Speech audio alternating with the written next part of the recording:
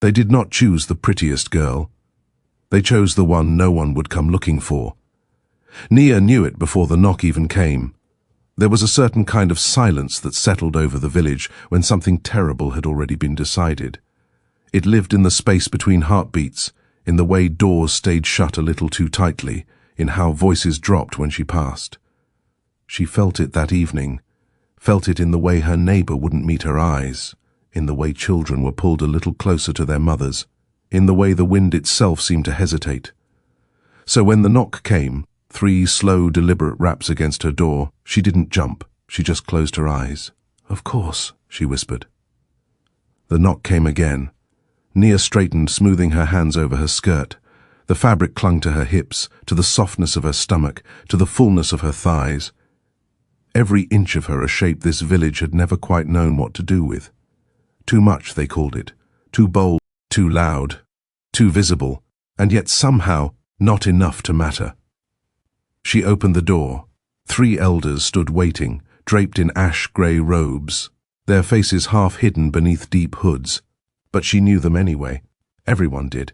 They were the ones who decided everything, who lived, who starved, who was given to the forest. "The time has come," the eldest woman said. No greeting, no kindness, no lie dressed as comfort. Nia leaned against the doorframe, crossing her arms. "You could at least pretend this wasn't decided weeks ago." A flicker of annoyance passed over the woman's mouth.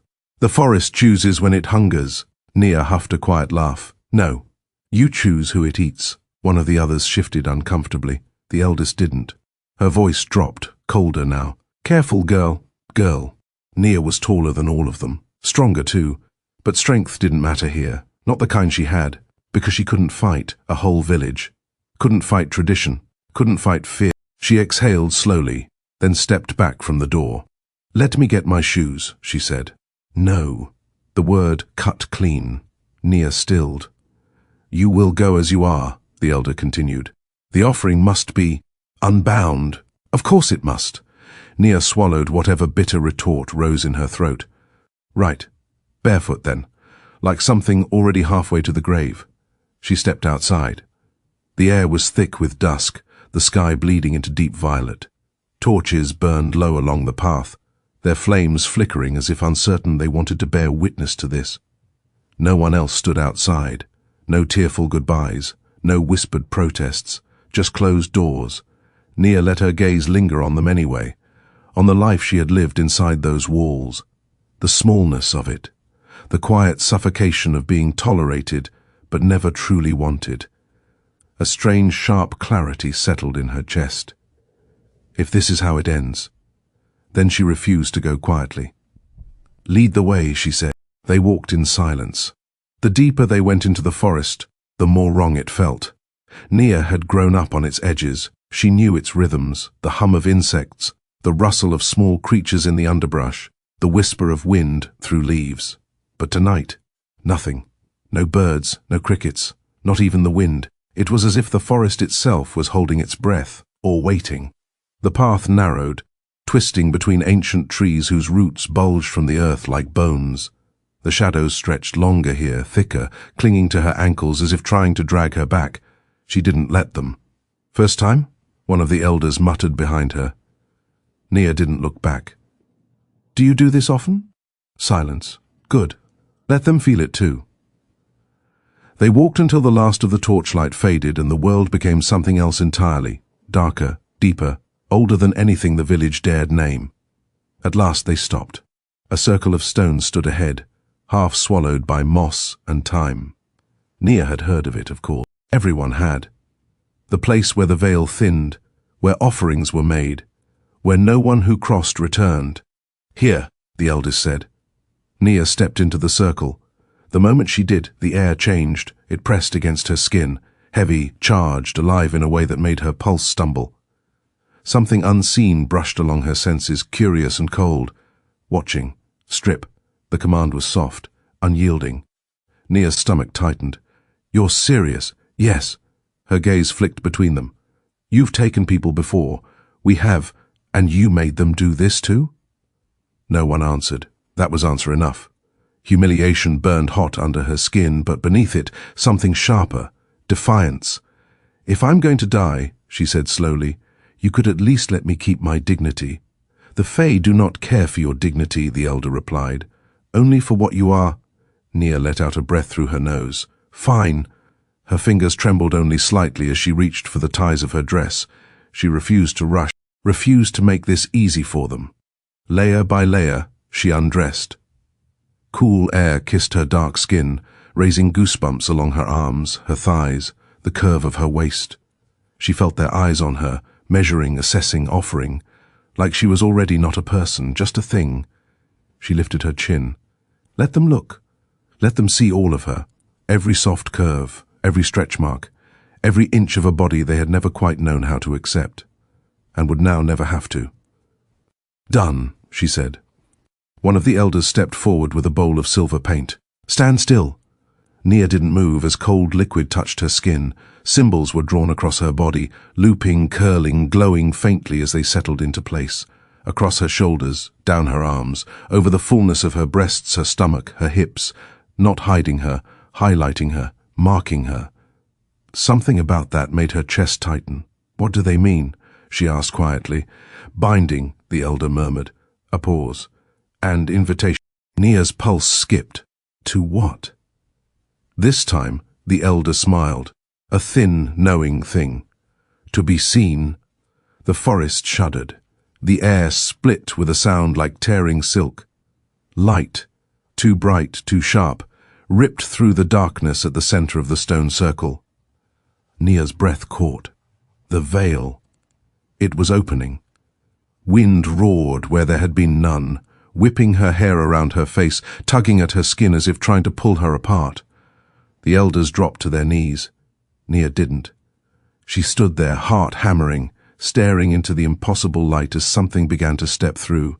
Not something, someone. Tall, too tall. Beautiful in a way that made her instincts scream danger. The world seemed to bend around him as he emerged, shadows curling at his feet, light clinging to his form like it didn't want to let go. Silver hair, eyes like molten gold, ancient, hungry, and fixed, directly on her. Not past her, not through her, at her. Nia's breath stuttered, because in that gaze there was no indifference, no dismissal, no looking away. Only a sharp, startling kind of attention, as if, for the first time in her life, she had been truly seen. The figure tilted his head slightly, studying her. The air grew heavier, charged, dangerous. "This," he said slowly, his voice like velvet dragged over a blade, "is what you bring me." The elders pressed their foreheads to the ground. "A sacrifice, Your Majesty." A long silence followed. The Fae King's gaze did not leave Nia. Something flickered in his expression. Curiosity, amusement, something darker. "A sacrifice," he repeated. Nia's heart pounded so hard it hurt. This was it. This was the moment she died. She squared her shoulders, lifted her chin. If he wanted fear, he would have to earn it. The king took a step closer. Magic coiled in the air, thick and electric, brushing against her skin like unseen fingers. His gaze traced the glowing markings on her body, then her face, lingering, assessing, choosing. And then, he smiled, slow, sharp, raw, and said a single word that shattered everything she thought she knew about this night. "No. No."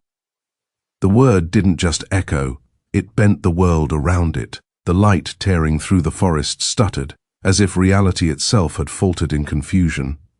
The wind died mid-gust. Even the trees, ancient, towering things, seemed to recoil. Nia didn't move. She wasn't sure she could. The Fae King's gaze was still locked on her, unblinking, unyielding. That same sharp attention burned in his golden eyes, as if he were peeling her apart layer by layer without ever touching her. Behind her, one of the elders made a strangled sound. "Your Majesty," the eldest began, her voice trembling in a way Nia had never heard before. "The offering has been prepared according to—" "I did not ask how it was prepared." His tone remained soft. That made it worse. The elder fell silent instantly. The king stepped fully into the circle. The tear in the world widened behind him. spilling impossible light across his shoulders, catching in the strands of his silver hair. Up close, he was even more unreal, too precise, too perfect in a way that felt less like beauty and more like a weapon shaped to disarm. Nia's breath came slower now, heavier. Not from awe, from instinct. Every part of her body screamed that this was a predator, and she was standing very, very close. He stopped a few steps away from her. Close enough that she could feel the cold heat of his magic against her skin, contradictory, biting and burning all at once. It slid over the painted symbols on her body, making them glow brighter, pulse faster. His eyes flicked down briefly, tracking that glow, then back to her face. "You are not afraid," he said. It wasn't a question. Nia swallowed, forcing her spine straighter. "I am—" One pale brow lifted slightly. "I just don't see the point in begging," she added. Silence. Then, a flicker of something dangerously close to interest crossed his expression. "Good," he murmured. I would have been disappointed otherwise." Behind him, the elders shifted nervously. "Your Majesty," one tried again. "The pact requires—" "The pact," he interrupted, almost lazily, "requires that you bring me something of value." His gaze returned to Nia, slowly, deliberately. "And yet," he continued, "you brought me this." Heat flared in Nia's chest, anger sharp and sudden. "This?" she snapped before she could stop herself. The elders gasped. The forest seemed to lean in. The king went very still. Nia realized, too late, what she had done, but the words were already out, and she had spent her whole life swallowing herself down to make others comfortable. She wasn't doing it now. "If you're going to insult me," she said, voice tight but steady, "you could at least do it properly." A long, dangerous pause followed, the kind that stretched just a little too far, the kind that decided whether someone lived or died. Then, the king laughed. It wasn't loud, but it was, and it sent a shiver down Nia's spine far worse than fear. "How curious," he said, tilting his head. "It speaks. I have a name," she shot back. "Use it." Another pause. But this one felt different. "Then give it to me," he said softly.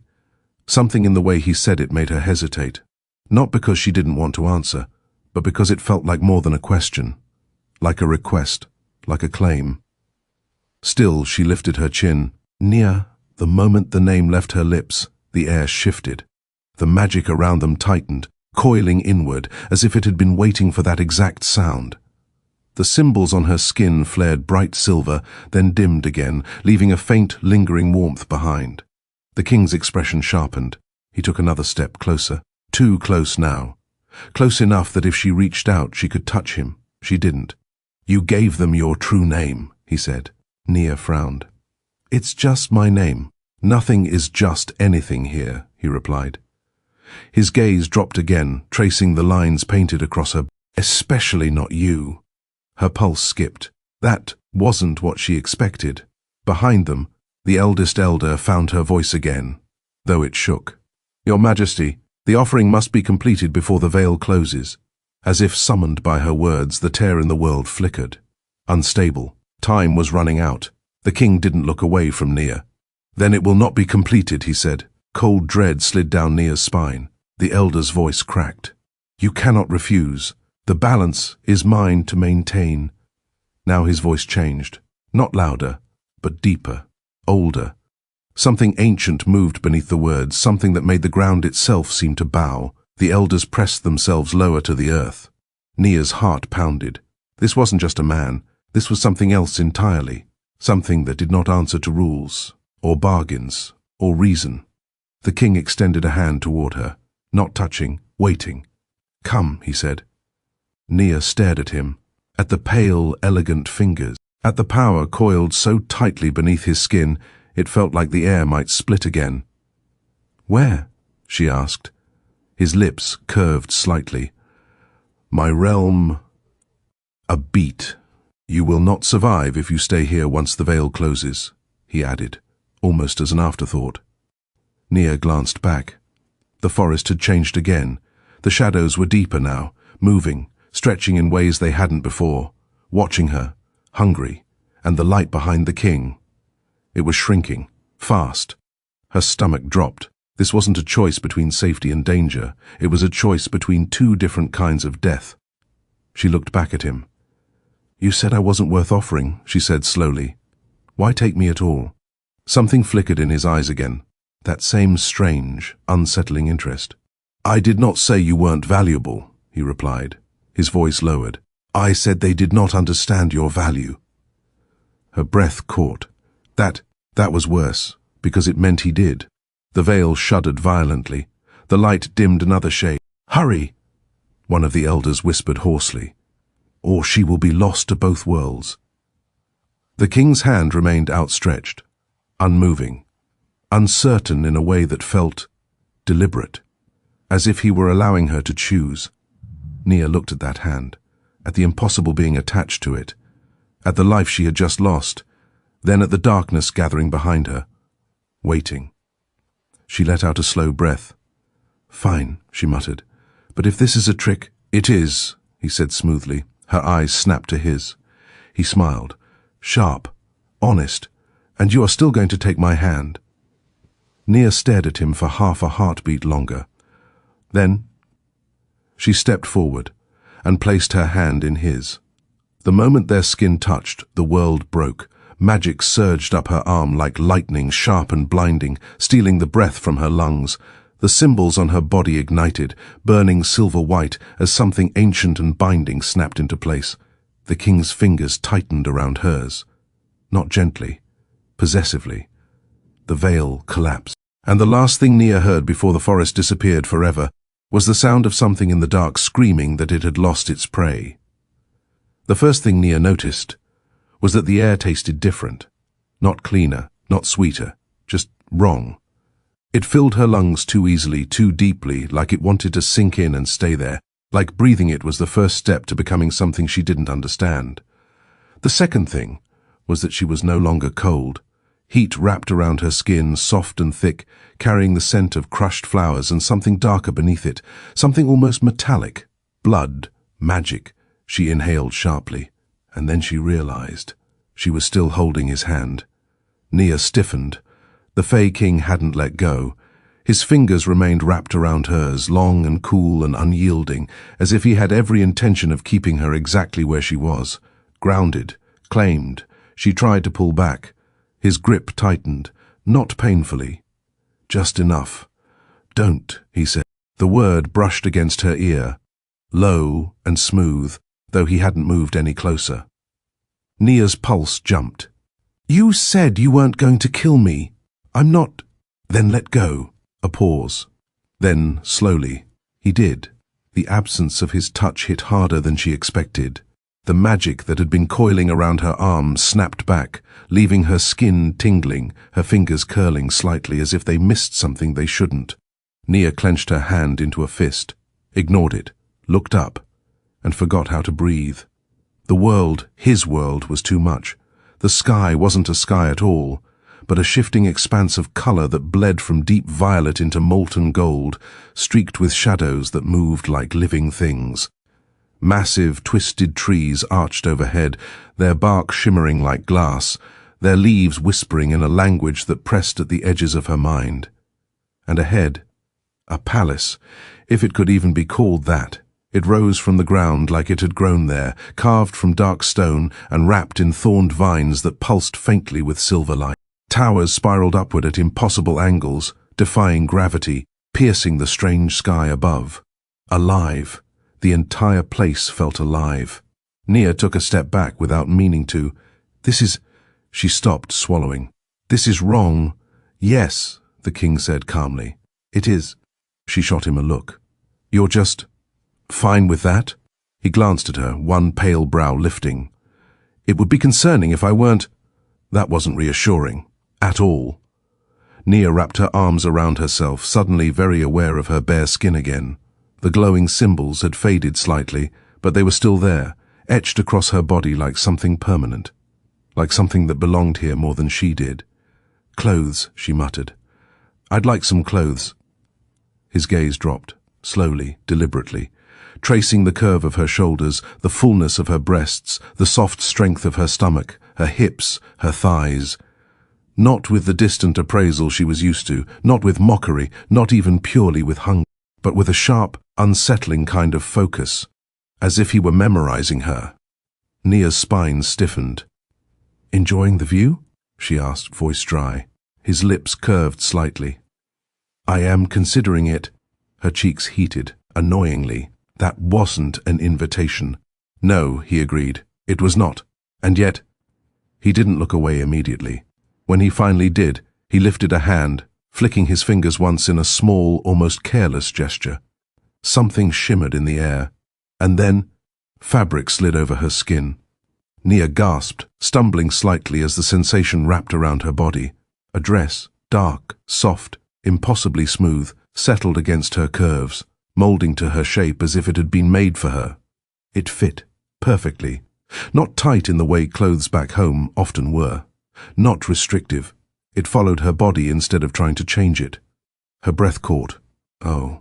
The king watched her reaction carefully. "Better?" he asked.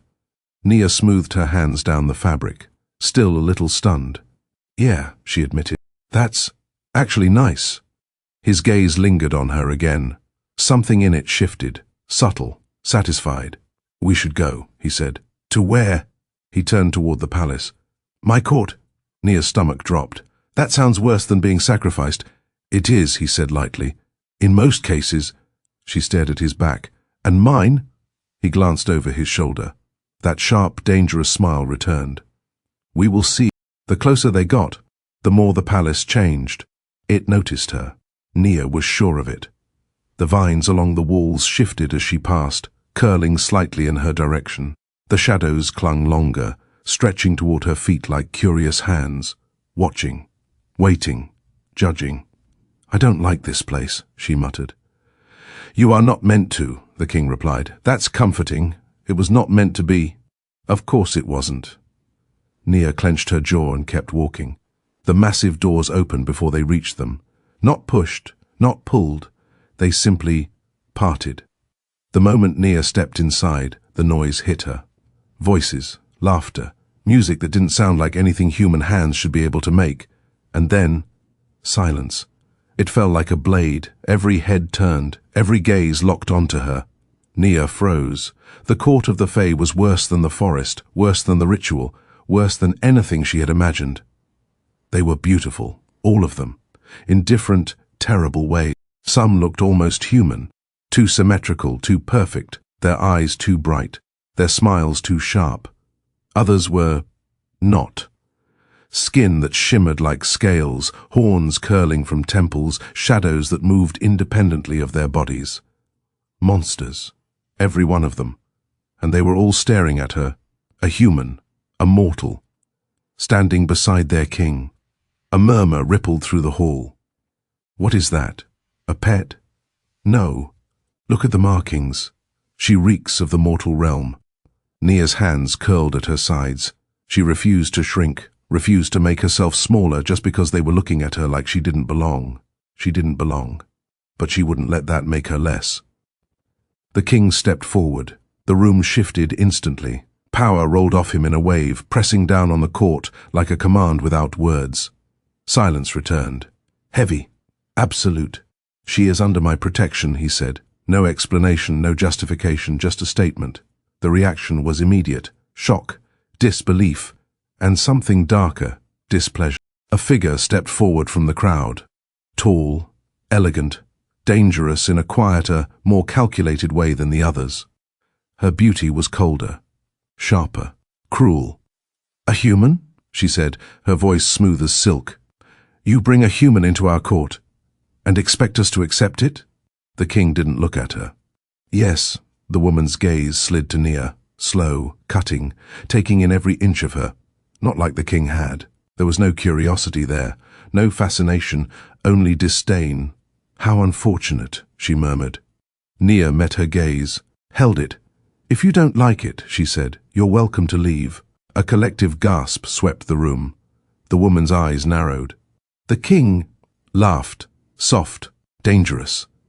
"Careful," he said, though there was no real warning in it. You may find you enjoy her more than you expect." "I doubt that," the woman replied coldly. Nia tilted her head. Feelings mutual. That did it. A flicker of something sharp and violent crossed the woman's face. The court leaned in, waiting. For punishment. For blood. For something. The king's voice cut through the tension like a blade. "No one touches her." The words settled over the room. Heavy, final.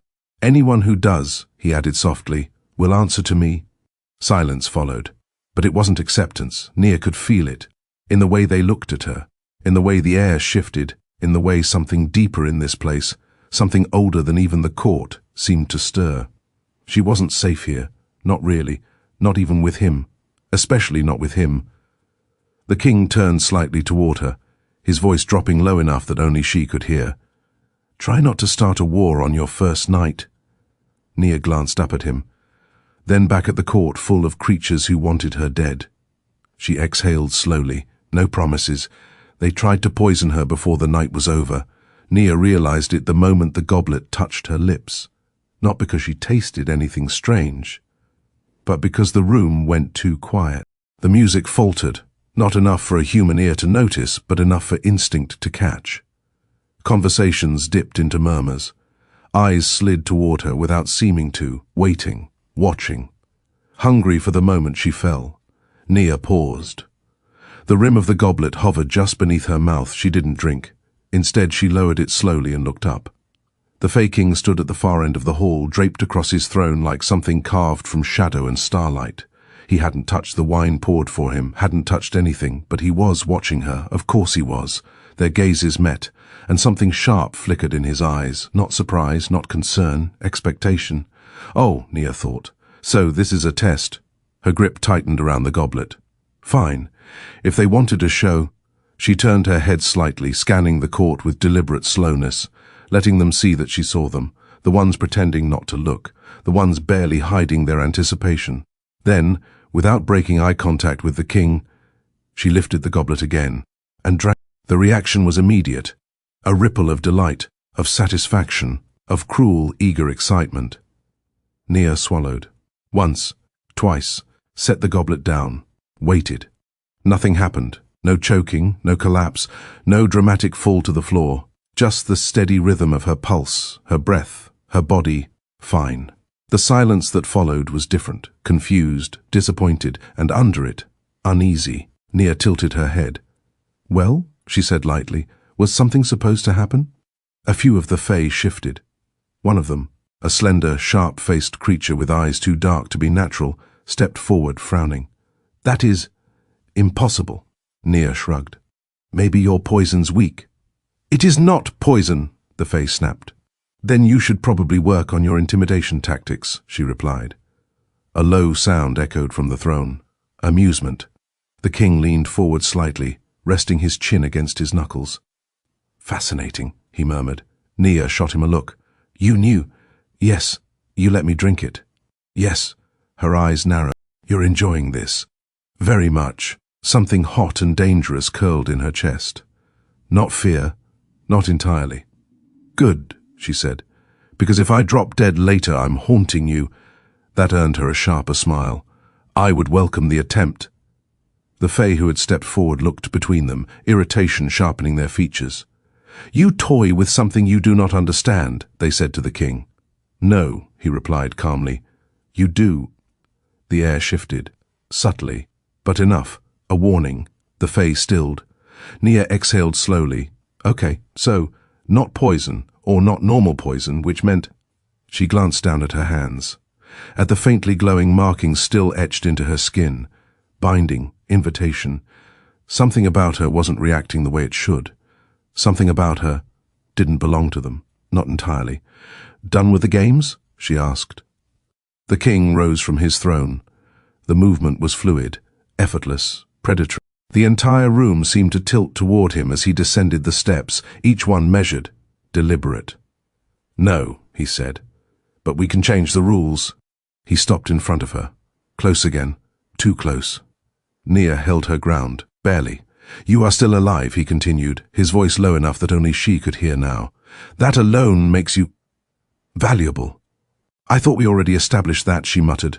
His gaze flicked over her face, then lower, lingering again, assessing, always assessing. And yet, he said softly, I am beginning to think you are more than I first assumed. Nia folded her arms. Careful. That almost sounded like a compliment. It was not meant as one, shame. A pause, then his hand lifted. Nia tensed. He didn't touch her, not quite. His fingers hovered just above the center of her chest, where one of the glowing symbols curved between her breasts. The air there shimmered, reacting to him, to her, to whatever strange connection had formed the moment she spoke her name. Do you feel that? He asked. Nia swallowed. Because yes, she did. A slow, pulsing warmth beneath her skin, like something waking up. Yeah, she said quietly. I do. His eyes darkened. Good. Before she could ask what that meant, a scream tore through the hall. Not human, not anything she could name. Every head snapped toward the far end of the room. A figure collapsed to the floor, convulsing. The same Fae who had questioned her earlier. Their body twisted unnaturally, limbs jerking as something invisible seemed to tear through them from the inside. Nia's stomach dropped. What? No one moved to help. Not a single one. They watched, cold, detached, interested. The Fae's screams cut off abruptly. Their body went still.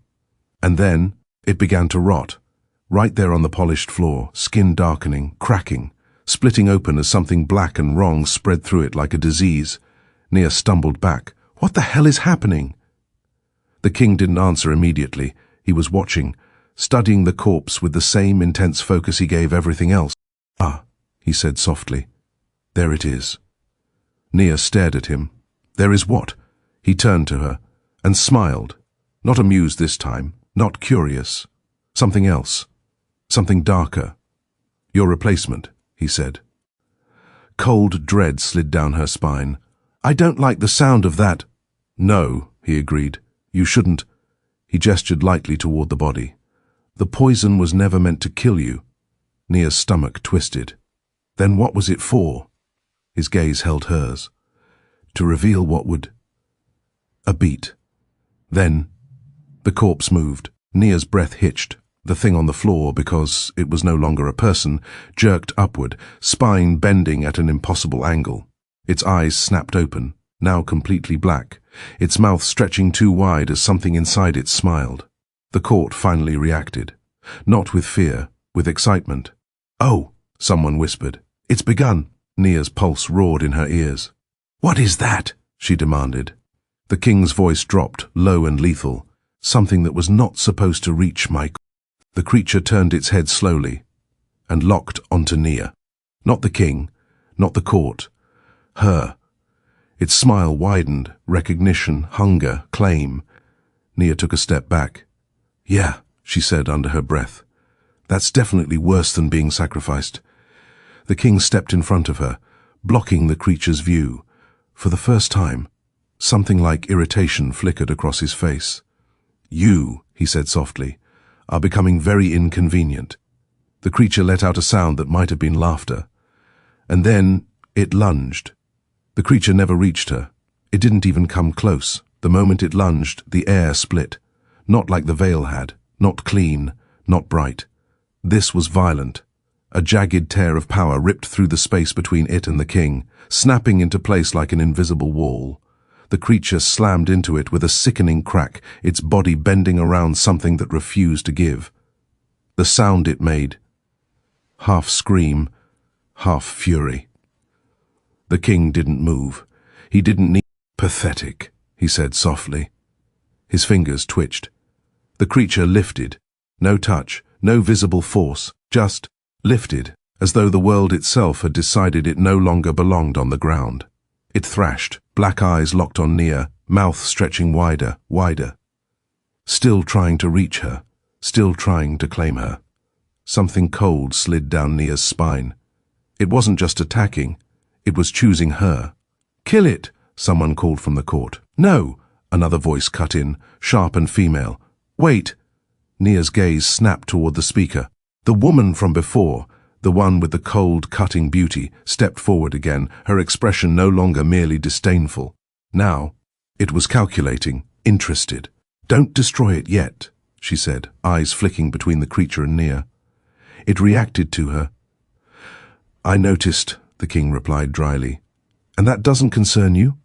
"It does," he said. "Which is why I will not be taking your advice." Her lips thinned. Tension crackled between them. Old, familiar, dangerous. Nia filed that away. "Not allies. Good to know." The king's hand closed slowly into a fist. The creature's body followed, compressing, bones snapping inward with wet, cracking sounds as its form collapsed in on itself. The black, spreading through its skin, pulsed once, twice, then exploded into ash. Silence fell, heavy, watching, waiting. The king exhaled softly, brushing non-existent dust from his sleeve as if he had done nothing at all. "Clean that," he said. No one moved. For half a second. Then several Fae rushed forward, hurried and eager to obey, sweeping the remains away as if nothing had happened, as if something hadn't just tried to tear itself apart to reach her. Nia swallowed hard. "Done with tonight." The king glanced at her. "You are not." "Yeah, no, I'm really thinking I am." "You are not," he repeated more firmly this time. Before she could argue, another voice spoke. "Brother." The word cut clean through the room. Everything shifted. Even the king stilled. Nia turned, and immediately understood why. He looked like the king, not identical, but close enough to make something uneasy twist in her chest. Tall, elegant, beautiful in that same unnatural way, but where the king was sharp edges and quiet danger, this one smiled too easily, too warmly, like a blade wrapped in silk. His hair was darker, silver fading into shadow at the ends, and his eyes, still gold, held a softer glow. That didn't make him less dangerous, it made him worse. "You're making a mess," he said lightly, stepping into the open space left behind. "And here I thought you were trying to impress our guest." Nia blinked. "Our guest?" The king's expression hardened slightly. "You are late, Kale." "Fashionably," Kale replied, "and clearly I arrived just in time." His gaze slid to Nia, and stayed, not dismissive, not disgusted, curious, appraising. Something in it made her shoulders square instinctively. "Well," he murmured. "That's new." Nia crossed her arms. "I get that a lot tonight." His smile widened. "Oh, I imagine you do." He stepped closer. The court watched with renewed interest. "Great. More attention. Exactly what she didn't want." "You smell like the veil," Kale said, tilting his head slightly. "And something else." His eyes narrowed just a fraction. "Something old." Nia stiffened. "I just got here," she said. "Yes," he said softly. "That's what concerns me." The king moved then. Subtle, but enough to place himself between them. Blocking, territorial. "Enough," he said. Kale's brows lifted, amused. "Oh?" he drawled. "Already?" "She is not yours to study." "And she is yours?" Kale asked lightly. A pause. Dangerous. Sharp. Nia's pulse kicked. "Because that felt like stepping onto something very unstable." The king's voice dropped. "She is under my protection." Kale's smile didn't fade. But something behind it did. Shifted. "Of course she is," he said. "That's what worries me." Nia exhaled slowly. "Good to know I'm causing problems already." Kale glanced at her again. This time, something like approval flickered across his face. "Oh, you have no idea." "Take her to the West Wing." The command came from the king, sharp and final. A new figure stepped forward this time. Not Fae. Human. Nia froze. The woman was tall, dark-skinned like her, with tightly coiled hair pulled into intricate braids that fell down her back. She wore fitted clothing of deep green and gold, practical but elegant, and unlike everyone else in the room, she looked real, solid, grounded, alive in a way that didn't feel wrong. Her gaze met Nia's, steady, assessing, and, unexpectedly, kind. "As you wish," she said. Her voice was low, calm, familiar in a way that hit Nia somewhere deep in her chest. The woman stepped closer. Not too close, not invading. "Come," she said quietly, "before something else decides to test your luck tonight." Nia hesitated, looked at the king. "Am I allowed to go?" she asked. His gaze held hers for a moment. Longer than necessary. Then, yes, something in his tone made that word feel less like permission and more like a promise. Nia fell into step beside the woman. The court parted as they walked, whispers rising again in their wake. She lives. The king protects her. That thing wanted her. Why? Nia kept her head up, ignored them, mostly. Once they passed through the massive doors and into a quieter corridor, the tension eased slightly. Not gone, never gone, but quieter, safer. The woman finally spoke again. "You handled that well," she said. Nia snorted. "I drank something that was probably meant to kill me and then watched a corpse try to eat me. I don't know if well is the word I'd use." A faint smile touched the woman's lips. "Still, you're alive. Barely." They walked a few more steps. Then, "I'm Amara," the woman said. Nia blinked. "Wait, another human?" Amara nodded once. "Not exactly, but close enough." That didn't sound reassuring. "Nia, I know," Amara said. Nia frowned. "How?" Amara's expression darkened slightly. "Because the moment you spoke your name," she said quietly, "every powerful thing in this realm felt it."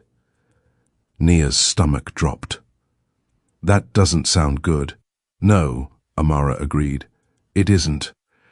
They stopped before a tall carved door. Vines curled across its surface, shifting slightly as they approached. Alive. Of course it was alive. Amara turned to her. For the first time, something like urgency broke through her calm. "You need to understand something," she said. Nia's chest tightened. "Okay." Amara held her gaze. "That creature wasn't trying to kill you." Nia went still. "What?" "It was trying to claim you," Amara said. "A beat. And now that it's failed." The vines on the door twitched. The palace seemed to breathe, watching, listening, waiting. Amara's voice dropped. "Others will come." Silence stretched between them. Then Nia exhaled slowly. "Yeah," she muttered, "definitely worse than being sacrificed." The door did not open when Amara touched it. It opened when Nia stepped closer. The vines curled inward, slithering away from the center as if making space, recognizing her. The carved wood beneath them pulsed once, faintly silver, then parted without a sound. Nia stopped. "I didn't do that," she said. Amara didn't answer immediately, which was answer enough. "Great," Nia muttered. "Love that for me." "Go inside," Amara said quietly. Nia hesitated for half a second, then stepped through. The room beyond was wrong. But softer wrong than the rest of the palace. Warm light spilled from no visible source, casting a golden glow across dark stone walls. The space was large, too large for a single person, but arranged with an almost careful intention. A bed draped in deep fabric, low tables carved from twisting wood, tall mirrors that reflected more than they should. It felt like a place meant to hold something. Or someone. The moment Nia crossed the threshold, the door sealed behind her with a soft, final click. She turned sharply. "Okay, no, I don't like that." "It's a ward," Amara said from the other side. Her voice carried through the door, as if the wood itself allowed it. "Nothing enters without permission." Nia pressed her palm against the surface. "Including me leaving?" A pause, then, "Yes." Nia closed her eyes. "Of course." She leaned her forehead briefly against the door, exhaling slowly. "Fantastic. Trapped in a magical room in a death palace. Love that journey for me." "You're safer in there than anywhere else," Amara said. "For now?" "For now?" Nia echoed. But there was no answer. Silence settled. Nia pushed herself away from the door and turned back into the room. "All right," she said to no one. "Let's just not panic." The room breathed, soft, subtle, but unmistakable. Nia stilled. "Yeah," she whispered. "That's not comforting." She moved cautiously, bare feet silent against the smooth floor. The dress the king had conjured still clung to her body, warm and perfectly fitted, like it belonged to her. Everything here seemed to think she belonged. That was the problem. She stopped in front of one of the mirrors and froze. Her reflection stared back, but not quite right. The symbols on her skin were glowing again, brighter than before, not just faint lines anymore, but pulsing, shifting, moving slightly under her skin like they were alive. "What the hell?" she murmured. She lifted her hand. The reflection followed, except, a second too late. Nia's breath hitched. She moved again, slower this time. The reflection lagged. Then, smiled. Nia jerked back. "Nope, absolutely not." Not her smile. Something else's, hungry, knowing. "You let him take you," it said. The voice was hers, but layered. Too deep, too many. Nia's heart slammed against her ribs. "You're not real," she said, forcing the words out. The reflection tilted its head. "Neither is this place fair." Didn't make it less terrifying. "What do you want?" Nia asked. The reflection's gaze dropped to the glowing markings across her body, then back up. "You were meant to die," it said softly. Cold spread through her chest. "Yeah," she said. "I've been told." "But you didn't," it continued. "And now—" The symbols flared. Pain lanced through her body. Nia gasped, doubling over as something pulled beneath her skin, sharp and sudden, like hooks catching and tugging inward. The reflection leaned closer, though it hadn't moved. "And now," it whispered, "everything that feeds on endings can feel you." Nia clenched her teeth, forcing herself upright. "Cool," she choked. "Love that for me too." The reflection's smile sharpened. "They're already coming." A knock slammed against the door, real, loud, violent. Nia spun around. "What the—" Another hit, harder. The vines across the door recoiled, hissing faintly as something on the other side struck it again. Not knocking now, trying to get in. Amara's voice cut through, tense and sharp. "Do not open that door. I wasn't planning to—" The door shuddered under another impact. Wood groaned. The vines tightened, glowing faintly as they resisted whatever was pushing from the other side. Nia backed away slowly. "What is that?" she demanded. No answer, just a voice, low, smooth, familiar. "Little mortal," it called softly from the other side. "Open the door." Nia's stomach dropped. She knew that voice, not well, but enough. Kale, the king's brother. Except, no. Something was off. The tone was wrong, too sweet, too stretched, like something wearing his voice instead of owning it. "I said," Amara snapped, louder now, "do not answer." The voice outside chuckled. Such distrust, it murmured. "I'm hurt." Another slam, harder. Cracks spidered faintly across the surface of the door. Nia's pulse roared. "I thought you said nothing gets in," she shouted. "It shouldn't," Amara shot back. That wasn't reassuring, at all. The voice lowered, closer now, right against the door. "I can smell you," it whispered. Nia's breath hitched. Warmth bloomed under her skin again. The same strange pulsing heat from before. The markings, reacting, calling. The thing outside inhaled slowly, satisfied. "Yes," it murmured. "There you are." The door splintered, just slightly, but enough. A thin crack opened, and something black seeped through. Not liquid, not smoke. Something in between. It stretched toward her, reaching, writhing along the floor like it had a mind of its own. Nia stumbled back. "Okay, yeah. Definitely not opening the door." "Step away from it," Amara shouted. Nia didn't need to be told twice. She backed up quickly and bumped into something. Warm, solid. Not there a second ago. Her heart stopped. Slowly. She turned. The king stood behind her, silent, watching. His gaze flicked past her, to the creeping darkness on the floor, and something in his expression went cold. Not amused, not curious. Furious. "You are persistent," he said softly. The thing on the floor stilled. Then it laughed, the same voice, distorted, mocking. "You broke the rules first," it replied. The king stepped forward, placing himself between Nia and the creeping shadow. "Leave," he said. The word wasn't loud, but it hit like a blow. The shadow recoiled, hissed, but didn't retreat completely. Bold, hungry. "You can't keep her," it whispered. "She's already marked." Nia's stomach dropped. Marked? The king didn't respond immediately, which was worse, because for the first time, he didn't deny it. Instead, his hand lifted slightly. Magic coiled in the air, sharp, violent. The shadow hesitated, then slowly, reluctantly, it began to pull back, slipping through the crack, retreating into whatever waited beyond the door. But not before it spoke one last time, soft, certain. "We will come again." Silence fell, heavy, pressing. The room exhaled, the door sealed, the crack vanished, like nothing had happened, except everything had. Nia stared at the king. "You want to explain what that was?" she asked. He turned to her slowly. His gaze dropped to the glowing symbols on her skin, then back to her face. "You are no longer just a mortal sacrifice," he said. A pause. Something dark flickered in his eyes. "You are a doorway." Nia blinked. "I'm sorry, a what?" He stepped closer, too close, again.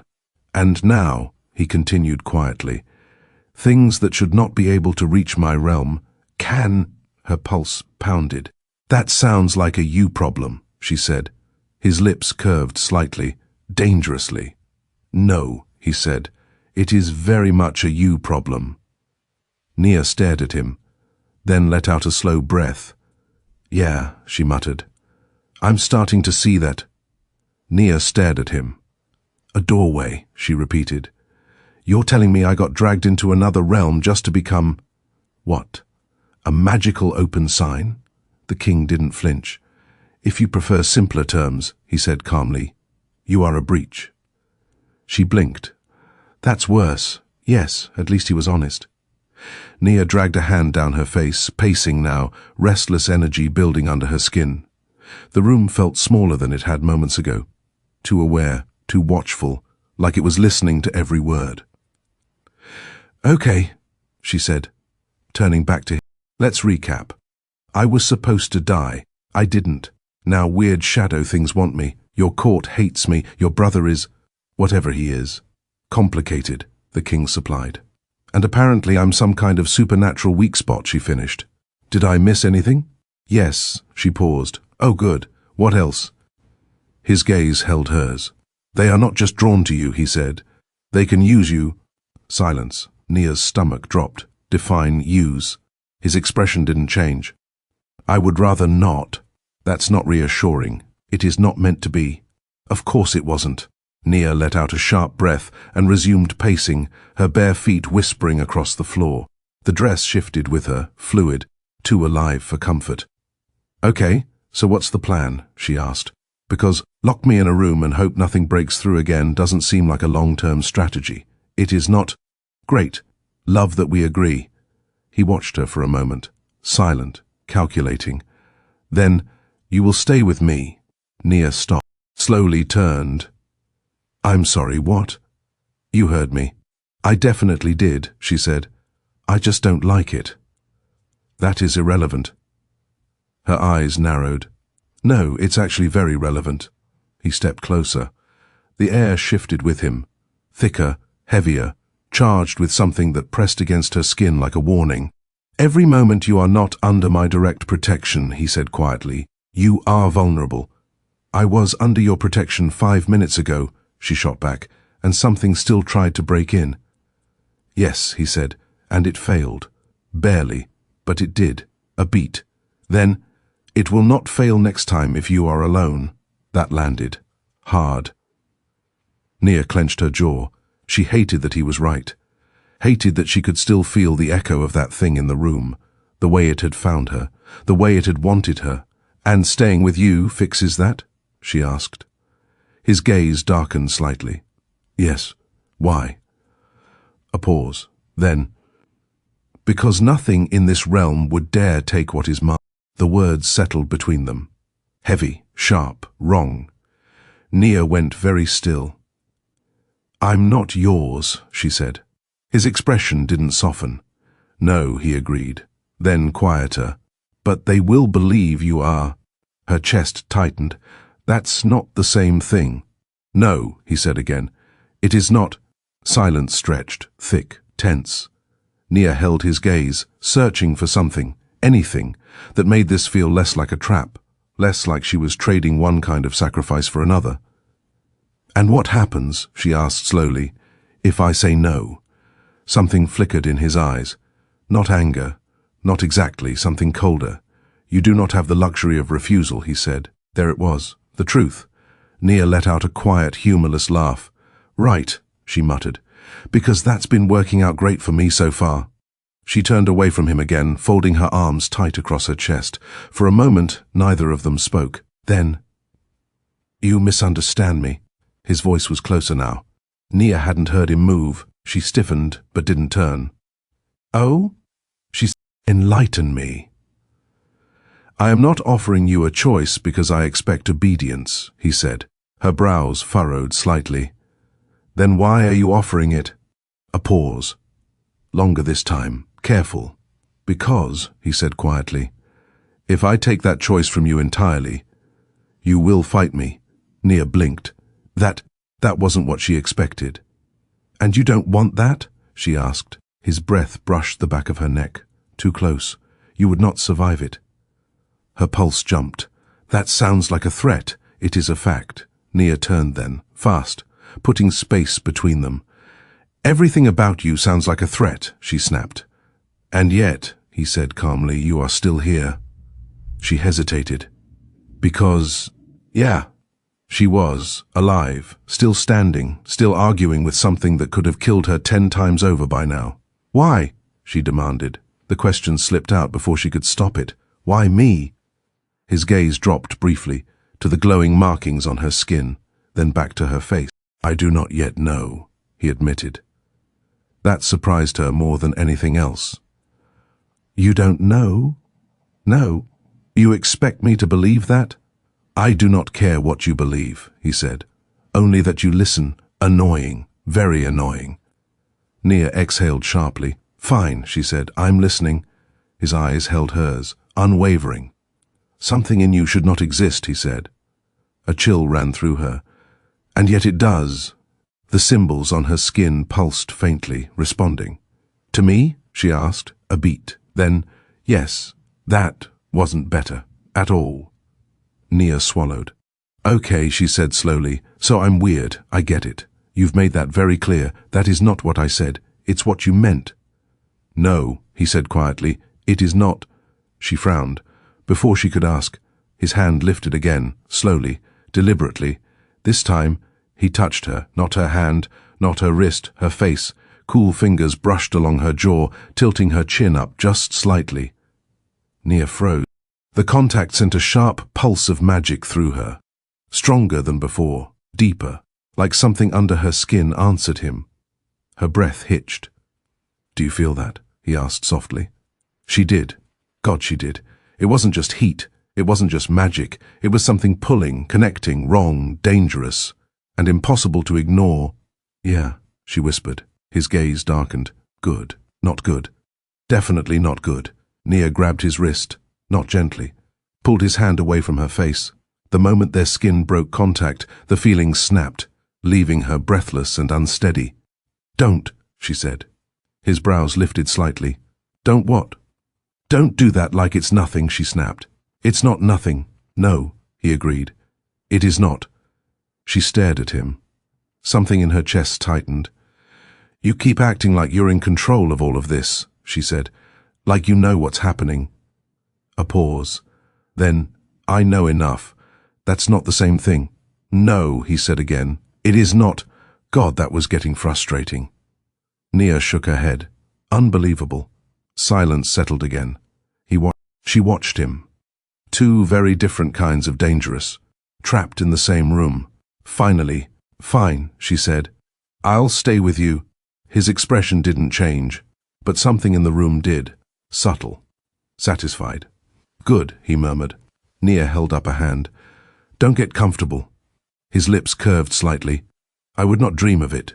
"Yeah," she said dryly. "Somehow I don't believe you." A pause. Then, "What happens now?" she asked. His gaze flicked toward the door, then back to her. "Now," he said, "you learn how to survive this place." Nia huffed a quiet laugh. "Pretty sure I've been doing that since I got here." His expression sharpened slightly. "No," he said, "you have been lucky. A beat. That ends tonight." Nia's stomach dropped. "I don't like the sound of that. You will not like any of what comes next," he replied. Then he turned toward the door. The vines shifted, the lock unwound. "Come," he said. Nia hesitated, just for a second. then followed, because at this point, walking into danger with the Fae King felt safer than staying alone with whatever else wanted her, and that was the most terrifying part of all. The second time they tried to kill her, they used wine. Nia realized it too late this time, not because she was careless, but because this place refused to play by any rules she understood. The king did not take her back to the court, not fully. Instead, he led her through winding corridors that seemed to rearrange themselves when she wasn't looking, past doors that whispered as they passed, down staircases that felt too long to exist inside a single structure. "You said I needed to learn how to survive," she muttered as she followed him. "This feels like the opposite of that." "It is part of it," he replied. "That's not comforting. It is not meant to be." She rolled her eyes. God, he was exhausted. They stopped before a smaller chamber, open, dimly lit, filled with low tables and flickering lanterns that cast everything in gold and shadow. Not empty, never empty. A handful of Fae lingered there, draped across cushions, laughing too softly, watching too closely. Music hummed in the background, slow, rhythmic, almost hypnotic. The moment Nia stepped in, they noticed. Of course they did. Their gazes slid over her like silk hiding knives. "Relax," the king murmured near her ear. "They will not touch you." "That's not the same as not wanting to," she muttered back. His breath brushed her skin. "No," he agreed. "It is not." Wine was placed in her hand before she could refuse it. Dark, rich, too fragrant. "Immediately," which was answer enough. She sighed. "Fantastic. But this time—" She hesitated. Her fingers tightened slightly around the stem, because she could still feel it. The thing from before, the shadow, the way it had found her, the way everything here seemed to react to her in ways it shouldn't. "What happens if I don't drink it?" she asked quietly. The king's gaze slid to her. "You remain an unknown, and if I do?" His eyes darkened slightly. "We learn something," Nia huffed. "Yeah, that's what I'm afraid of." A pause. Then she lifted the glass. "Fine," she muttered. "If I start glowing again or something, I'm blaming you. You already do." "Fair." And then she drank. This time, it hit. Not pain, not poison. Heat. It spread through her chest first, slow, warm, curling outward like liquid fire. Her breath caught as it slid through her veins, down her arms, across her stomach, settling low in her body in a way that made her inhale sharply. "Okay," she said, voice unsteady. "That's new." The king was watching her, too closely. "What does it feel like?" he asked. "Like," she swallowed. "Like I shouldn't have had that much." "You barely drank." "Yeah, well, my body disagrees." The heat deepened, shifted, not just warmth now, something heavier, thicker. Her skin felt too sensitive. The brush of fabric, the air itself, every small movement suddenly too much. Nia exhaled slowly. "What did they put in this?" "Not poison," he said. "Great," she muttered. "Love that we're past that stage." A faint smile touched his lips. "It lowers inhibitions," he added. Nia blinked, then narrowed her eyes. "You're kidding. I am not." She let out a breath. "Of course it does. Because why wouldn't it? Why would anything here be simple?" The warmth coiled tighter in her chest. Her thoughts felt slower, looser, less careful, which was dangerous, very dangerous. "You shouldn't look at me like that," she said suddenly. The words slipped out before she could stop them. The king's brow lifted slightly. "Like what?" Nia gestured vaguely. "Like you're thinking things. I am always thinking things." "Yeah, but this is different." The heat pulsed again. She shifted her weight, suddenly very aware of her body, of the way his gaze lingered, of the way it always lingered, not dismissing, not judging, not trying to make her smaller. Seeing her, all of her, it made something in her chest twist. Dangerous. "I don't like it," she added. "That is unfortunate," he said. "Why?" "Because I am not going to stop." Her breath caught. The honesty of it. It hit harder than anything else. The room felt quieter now. Or maybe it was just her, the world narrowing, focusing, on him, always on him. You said they wouldn't touch me, she murmured. They won't. But you can. A pause. Longer this time. His gaze dropped to her mouth, then back to her eyes. Yes, that was a mistake, because the moment he said it, the heat in her body surged, sharp, demanding. Nia took a step closer before she could think better of it. Dangerous answer, she said softly. His voice lowered. So is that. They were too close now. Again, always ending up too close. Like something kept pulling them together whether they wanted it or not. Nia should step back. She knew that. She didn't. You keep touching me like it means something, she said. His eyes darkened. It does. Her pulse jumped. What? A beat. Then, that is what I am trying to understand. That wasn't an answer, not really, but it felt like one. The heat coiled tighter, her thoughts slipping further, edges blurring. Maybe you think too much, she murmured. Maybe you do not think enough. Or maybe, she said, stepping even closer, we're both just making this more complicated than it needs to be. His hand lifted, hovered, not touching, waiting, always waiting, for her. Her breath hitched. Say it, he said softly. Nia blinked. Say what? That you want me to touch you? The words hit like a spark, sharp, immediate. Her chest rose and fell too fast. She swallowed. You're unbelievable. And yet, he murmured, you have not stepped away. She hadn't. God, she hadn't. The wine burned in her veins, the magic pulsed under her skin, and he was right there, looking at her like she was something worth wanting. Not in spite of her, not less than, just wanted. That was new, too dangerous. This is a bad idea, she said. Yes, really bad. Yes, a beat. Then, Nia reached for him first. The kiss wasn't gentle. It wasn't soft. It wasn't careful. It was heat. It was tension snapping.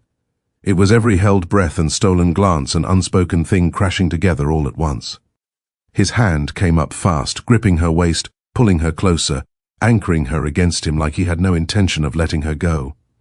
Nia gasped against his mouth. Magic surged, stronger than before, wild, uncontrolled. The symbols on her skin flared bright, pulsing in time with her heartbeat as something deeper snapped into place between them.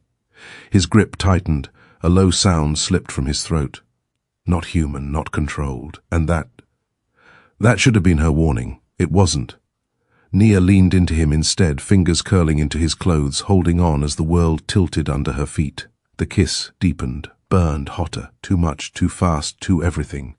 And for a moment, she didn't care, didn't think, didn't question, just... Then, he pulled back, abrupt, like he had no choice. Nia blinked, breath unsteady, her body still buzzing with the aftermath of it. What?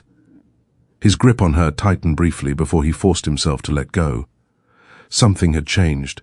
His expression, it wasn't just hunger anymore. It was something darker, more dangerous. Enough, he said, voice rough. Nia frowned. That didn't feel like enough. It was... She stepped forward again.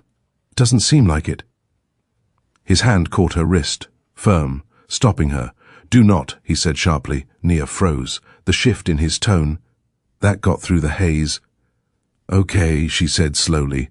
His jaw tightened. His gaze dropped to the glowing markings on her skin, then back to her face. You should not have done that, he said. Nia blinked. You kiss me too. I should not have allowed it. She stared at him. Wow, rude. That is not what I meant. Sure sounds like it. The heat was still there. But now, something else mixed with it. Confusion, frustration, something dangerously close to hurt. Then what did you mean? She demanded. A long pause. Then, his voice dropped. Lower, more controlled. Something has changed. Nia's stomach tightened. Because of the kiss? Yes, that seems dramatic. You do not understand, he said. No, she snapped. I don't. That's the problem. Silence stretched between them, thick, heavy. Then, go back to your room, he said. Nia stared at him. You're serious? Yes. Her jaw clenched. Wow. Okay, so that's it? You drag me here, kiss me, then send me away. That is not... It's exactly what that is. The words came faster now, sharpened, because that hurt more than she wanted it to. He didn't respond, which made it worse. Nia let out a sharp breath. "Fine," she said. "Great. Fantastic. Love that." She turned, then stopped, looked back at him. "For the record," she added, voice tight, "that was not just the wine." His gaze flicked to hers. Something flickered there, brief, gone too fast to name. "I know," he said quietly. That didn't help. At all."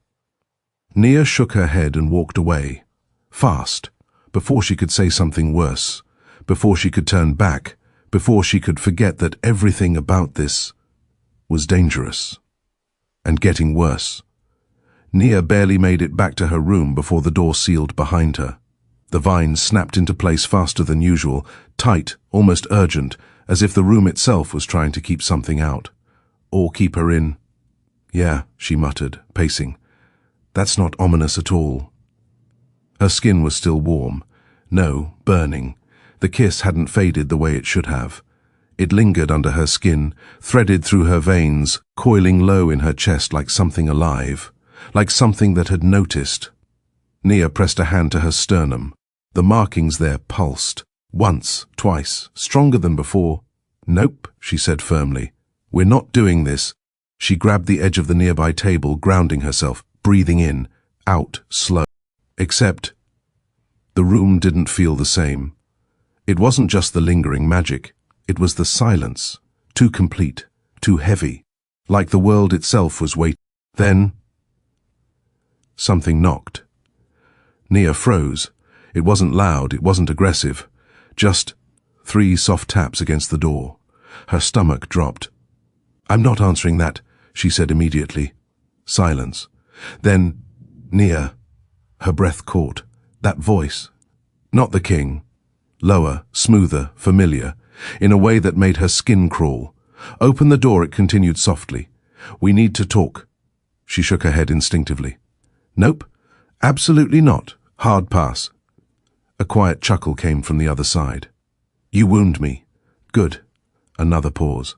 Then, "You kissed him." Nia went still. Ice slid down her spine. "How do you know that?" "Because," the voice said, almost amused, "I felt it." Her stomach twisted. Felt it. That wasn't normal. Nothing here was normal. But that was worse. "Go away," she said, forcing steadiness into her voice. "Not until you open the door. Then you're going to be standing there a long time." A beat. Then, "No," he said softly. "I won't." The vines on the door shifted. Just slightly. Nia's eyes widened. Oh, hell no. She stepped back as the vines loosened, not fully opening, but enough for something to slip through if it wanted to. "You don't get to come in here," she snapped. A shadow moved beneath the doorframe. Then, he stepped inside anyway. The prince. The king's brother. More dangerous than she remembered. Up close, it was clearer. The king was controlled power. Sharp, precise. The prince was something else entirely. Looser, wilder. Like he was constantly one step away from breaking something just to see what happened. Including her. "Well," he said, glancing around the room casually, "this is disappointing." Nia crossed her arms. "Yeah, I wasn't expecting company either." His gaze slid back to her, slow, appraising, and then he smiled. Not kindly. "You're different now," he said. Her jaw tightened. "Yeah, I get that a lot." "No," he murmured, stepping closer. "I mean it." Nia didn't move, didn't give ground. "What do you want?" she asked. "To see," he said simply. "That's vague. That is intentional." Of course it was. He stopped a few feet away. Close enough to feel. Not close enough to touch. Yet. "You shouldn't have kissed him," the prince added. Nia rolled her eye. "Oh my God, not you too. You do not understand what you've done." Her irritation faltered slightly. "Then explain it." Softly was not just a moment. The markings on her skin pulsed again, stronger, reacting. It was a claim. Nia stilled. "No," she said immediately. "No, it wasn't. It was a kiss. It was more." Her pulse quickened, because, deep down, she felt that, hated that she did. That's not how that works, she insisted. Not in your world, he agreed, a step closer. But here, his voice dropped. It changes everything. Nia's breath hitched. Stop being dramatic. I am not being dramatic. His eyes flicked to the glowing symbols on her skin, then back to her face. I am being precise. Silence stretched. Then, okay, she said slowly. Let's say I believe you. What does that actually mean? A pause. Then, he has marked you. Her chest tightened. I don't see any marks. You would not. Convenient. He ignored that. But they can feel it, he continued. The court. The creatures beyond it. Anything that exists between this world and the next. Nia's stomach dropped. Feel what? His smile sharpened. That you are his. Something in her snapped. No, she said firmly. Absolutely not. We are not doing that. He tilted his head slightly. You object?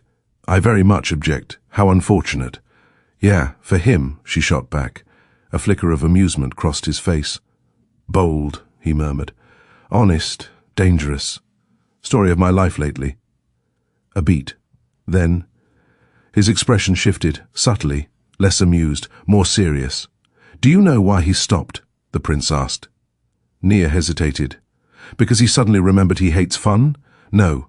Her pulse picked up again. Then why? The prince stepped closer, close enough now that she could feel the chill of him, different from the king. Colder, sharper. He stopped, the prince said quietly, because if he hadn't, his gaze dropped briefly to her mouth, then back to her eyes. He would not have been able to. Nia's breath caught. What does that mean? A pause.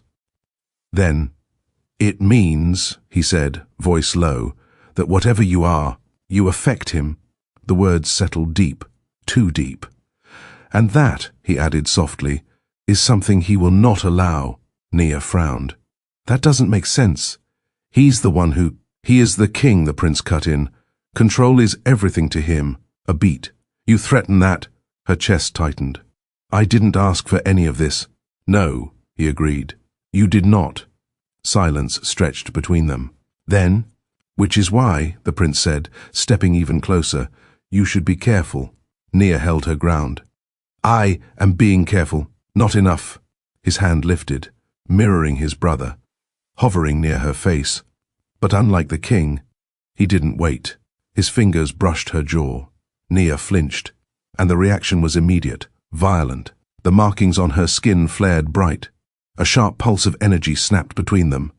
The prince hissed and jerked his hand back. The air crackled. Nia stumbled slightly, catching herself against the table. What the hell? She gasped. The prince stared at his hand, then at her. Something like fascination flickering in his eyes. Well, he murmured. That answers that. Answers what? She demanded. He looked at her slowly, carefully. His claim is already taking hold. Nia's stomach twisted. I told you, you can deny it all you like, he said softly. It will not change the truth. Her pulse pounded. No, she said. No, there has to be another explanation. Perhaps, he allowed, then quieter. But I do not think you will like it. A chill ran down her spine. Before she could respond, the door slammed open, vines snapping apart, magic surging through the room like a storm breaking. And then, the king stood, his gaze locked onto the prince first. Cold, furious. Leave. The word wasn't loud, but it hit like a command carved into the bones of the world itself. The prince didn't move. Not immediately. Instead, he smiled slightly. You felt it too, he said. The king's expression darkened further. Leave, he repeated. This time, the prince inclined his head, mocking, complying.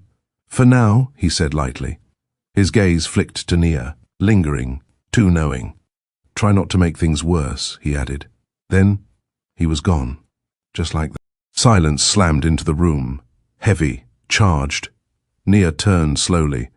The king was still there, still watching, still angry. You should not have let him in, he said. Nia blinked. I didn't exactly invite him over for tea. You should have called for me. I didn't know I could do that. A pause. Then, you can. Good to know now. They stared at each other, tension thick as smoke between them. Finally, "Is it true?" Nia asked. His expression didn't change. "Is what true?" "What he said." A beat. Then, "You should not listen to him. That's not an answer." "No," he said quietly. "It is not." Nia stepped closer, ignoring the way her body reacted to the proximity, the heat, the pull, the memory of his mouth on hers. "Then give me one," she said. Silence stretched. Then, his gaze dropped briefly to her lips, just like before, just like him, and something in his control cracked, barely, but enough. "Yes," he said. Her breath caught. "Yes, what?" His eyes lifted back to hers, unsteady in a way they hadn't been before. "Yes," he said again, quieter this time. It changed something. The air shifted. Nia swallowed. "And now?" she asked. A long pause. Then, "Now," he said, voice low, "everything is more dangerous." Her pulse quickened. "Because of me?" His gaze held hers. "No." A beat. Then, "Because of us, by morning." Nothing felt the same. Not the room, not the air, not her, and definitely not him. Nia hadn't slept. Not really. Every time she closed her eyes, she felt it again. His mouth on hers. The way her body had answered him. The way something deeper, older, had stirred beneath her skin like it had been waiting for that exact moment. Waiting for him. "This is bad," she muttered, dragging her hands over her face. Bad didn't even begin to cover it, because the worst part wasn't the magic. It wasn't the prince's warning. It wasn't even the fact that she might be magically claimed in some Fae way she didn't understand. It was... she wanted him again. The doors opened without a sound. Nia didn't turn. "You really need to stop doing that," she said flatly. Silence. Then, "I was told humans value privacy." She froze. That wasn't his voice. Slowly she turned, and found a woman standing in the doorway. Fae, obviously. Tall, graceful, beautiful in that sharp, almost painful way all of them seemed to be. Her skin shimmered faintly like frost under sunlight, and her silver-white hair fell in intricate braids down her back. Her eyes, though. Her eyes were locked on Nia with something far less pretty. Assessment, disapproval, jealousy. Oh, this was going to be a problem. "You must be lost," Nia said dryly. The woman didn't smile. "I am exactly where I intend to be." "Cool. Then I guess I'm lost because I didn't invite you." A flicker of irritation crossed the woman's face. "Good." Nia folded her arms. "Who are you?" The woman stepped fully into the room. "My name," she said, voice smooth as glass, "is Serelith." Nia raised a brow. "That's supposed to mean something to me?" "It should. Well, it doesn't." A beat. Then, "I am betrothed to the king." The words landed like a blade, sharp, precise, aimed to wound. And annoyingly, they did. Nia felt it. That sharp, ugly twist in her chest before she could stop it, before she could pretend it didn't matter. "Oh," she said, casual, flat, like her stomach hadn't just dropped. "That's awkward." Serelith's gaze sharpened. "You think this is amusing?" "I think," Nia said, meeting her eyes directly, "that nobody mentioned that part to me. Because it does not concern you." Nia let out a small laugh. "Yeah, I'm starting to notice a pattern with that." Serelith stepped closer, slow, controlled. "And yet," she said softly, "you concern yourself with him." Nia's pulse ticked up. "Funny how that works. You should not touch what does not belong to you." There it was. Clear, cold, possessive. Something in Nia bristled instantly. "See? That's where we're going to have a disagreement," she said. Serelith's eyes narrowed. "And what disagreement is that?" Nia stepped forward, closing the distance between them, matching her energy, her tone. "I don't belong to anyone," she said evenly. A flicker of something dark passed through Serelith's expression. "This is not your world," she replied. "You do not make the rules." "Good," Nia shot back, "because your rules are clearly trash." The temperature in the room seemed to drop, sharply. "You are bold," Serelith said. "I've been called worse." I could have you removed. Nia smiled, not kindly. Yeah, she said. You and everyone else in this place. A tense silence stretched between them. Then, Serelith's gaze shifted, slowly, deliberately, over Nia, taking in her body, her curves, her presence, her difference, and the disgust that followed. That was the mistake. You think he truly desires you? Serelith asked softly. Nia stilled. You think this is anything more than curiosity? The words were but they hit harder than shouting ever could, because they weren't just cruel, they were targeted, careful, designed to hit exactly where it would hurt most. Nia's chest tightened. Just slightly, just enough. Serelith saw it, and smiled. There are expectations for a queen, she continued. Standards. Appearances. Her gaze dragged slowly over Nia again. Dismissive, cutting. You do not meet them. Silence. Heavy. Thick. Dangerous.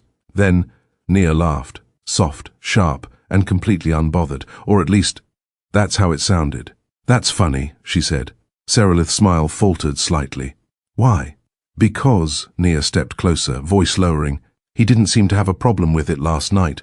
The words hung there, loaded, deliberate, and they hit, hard. Serelith's expression cracked, just for a second, but it was enough. You lie, she said. Nia tilted her head. Do I? Before Serelith could respond, the air shifted. Power surged through the room, heavy, immediate, and then he was there. The king's gaze swept the room once, taking everything in, the tension, the distance, the barely hidden hostility. Then his eyes landed on Nia, and everything else faded. It was subtle, small, but it was there, that shift, that focus, that pull, and Serelith saw it too. Nia didn't miss the way her posture stiffened, the way her hands curled slightly at her sides, the way something cold and furious flickered behind her eyes. You came quickly, Serelith said. The king didn't look at her. I felt a disturbance. His voice was calm, but there was something under it. Something sharper, something protective. Nia's breath caught, just a little. Serelith noticed that too. Of course she did. You are attentive, Serelith continued carefully. Still trying, still holding on to control, still pretending this was normal, still pretending she hadn't already lost something she never thought she could. The king finally looked at her. Brief, detached. Yes, that was it. No warmth, no softness, no hesitation, just yes. And somehow, that was worse. Leave us, he said. Serelith stilled. I would prefer to remain. You will not. The words were final. Absolute. And for a moment, it looked like she might argue, might push, might refuse. But then, her gaze flicked to Nia again, lingering, burning, promising something unpleasant in the future. This is not over, she said quietly. Nia gave her a small smile. I didn't think it was. Serelith turned and left. But the tension she left behind stayed. Silence settled between them. Thick, different now. Charged with something that hadn't been there before. Nia didn't move, didn't speak. She just watched him, waited, because this mattered. Whatever this was between them, it mattered. You have made an enemy, he said finally. Nia shrugged. Join the club. This is not the same. No, she agreed. It's not. A beat. Then, she's in love with you. The words slipped out before she could stop them. He didn't react. Not visibly. That is irrelevant. Nia let out a small, disbelieving laugh. Yeah, I don't think she'd agree with that. She does not need to. And what about you? The question landed between them. Heavy, dangerous. He stilled. What about me? Nia stepped closer, ignoring the warning in her chest, ignoring the way the air shifted when she got too close, ignoring everything except him. Are you in love with her? Silence. Long. Tense. Then, no. The answer was immediate, certain, and something in Nia's chest unclenched, just a little. Good, she said quietly. His gaze sharpened. Why? She hesitated, just for a second. Then, because I think I am, she said. The words hung there, raw, unprotected, honest in a way she hadn't meant to be. His breath caught. Barely. But she saw it, felt it. "Do not say things you do not understand," he said, voice lower now. "I understand enough. You do not—" "Then explain it to me." A step closer, closer than before, close enough that she could feel the heat of him, the pull of him, the way her body reacted like it knew him already, like it had always known him. "This thing between us," she said softly, "whatever it is, it's not just magic." His jaw tightened. "You cannot know that. I can feel it. That is not the same. It is to me." Silence, tension. Then his hand lifted, again, but this time he didn't hesitate. His fingers brushed her cheek, and the reaction was immediate. The world seemed to bend around them. Magic surged. Not wild this time, not chaotic, but deep, resonant, like something ancient recognizing itself. Nia sucked in a breath. "That doesn't feel like nothing," she whispered. His control slipped, just slightly. His thumb brushed her skin. Slow, intentional. "No," he said quietly. "It does not." Her heart pounded. "Then stop pretending it is—" His gaze dropped to her lips, then back to her eyes. And this time, he didn't pull away. "I am not pretending," he said. "Then what are you doing?" A pause. Then, "Failing," he admitted. The word hit harder than anything else. "Failing at what?" "At staying away from you." Her breath caught. And just like that, everything else faded. The court, the danger, the politics, the fact that this was a terrible, impossible, stupid idea. All of it, gone. Because he was looking at her like that. Like she mattered. Like she was worth losing control over. Like she was worth everything he was risking. "Then don't," she said softly. That was all it took. This time, the kiss was slower, deeper, intentional, not driven by wine or impulse, but by choice, by want, by something neither of them could deny anymore. His hand slid to her waist, pulling her closer, anchoring her against him like he needed to feel that she was real. Nia melted into him, her fingers tangling in his clothes, holding on just as tightly.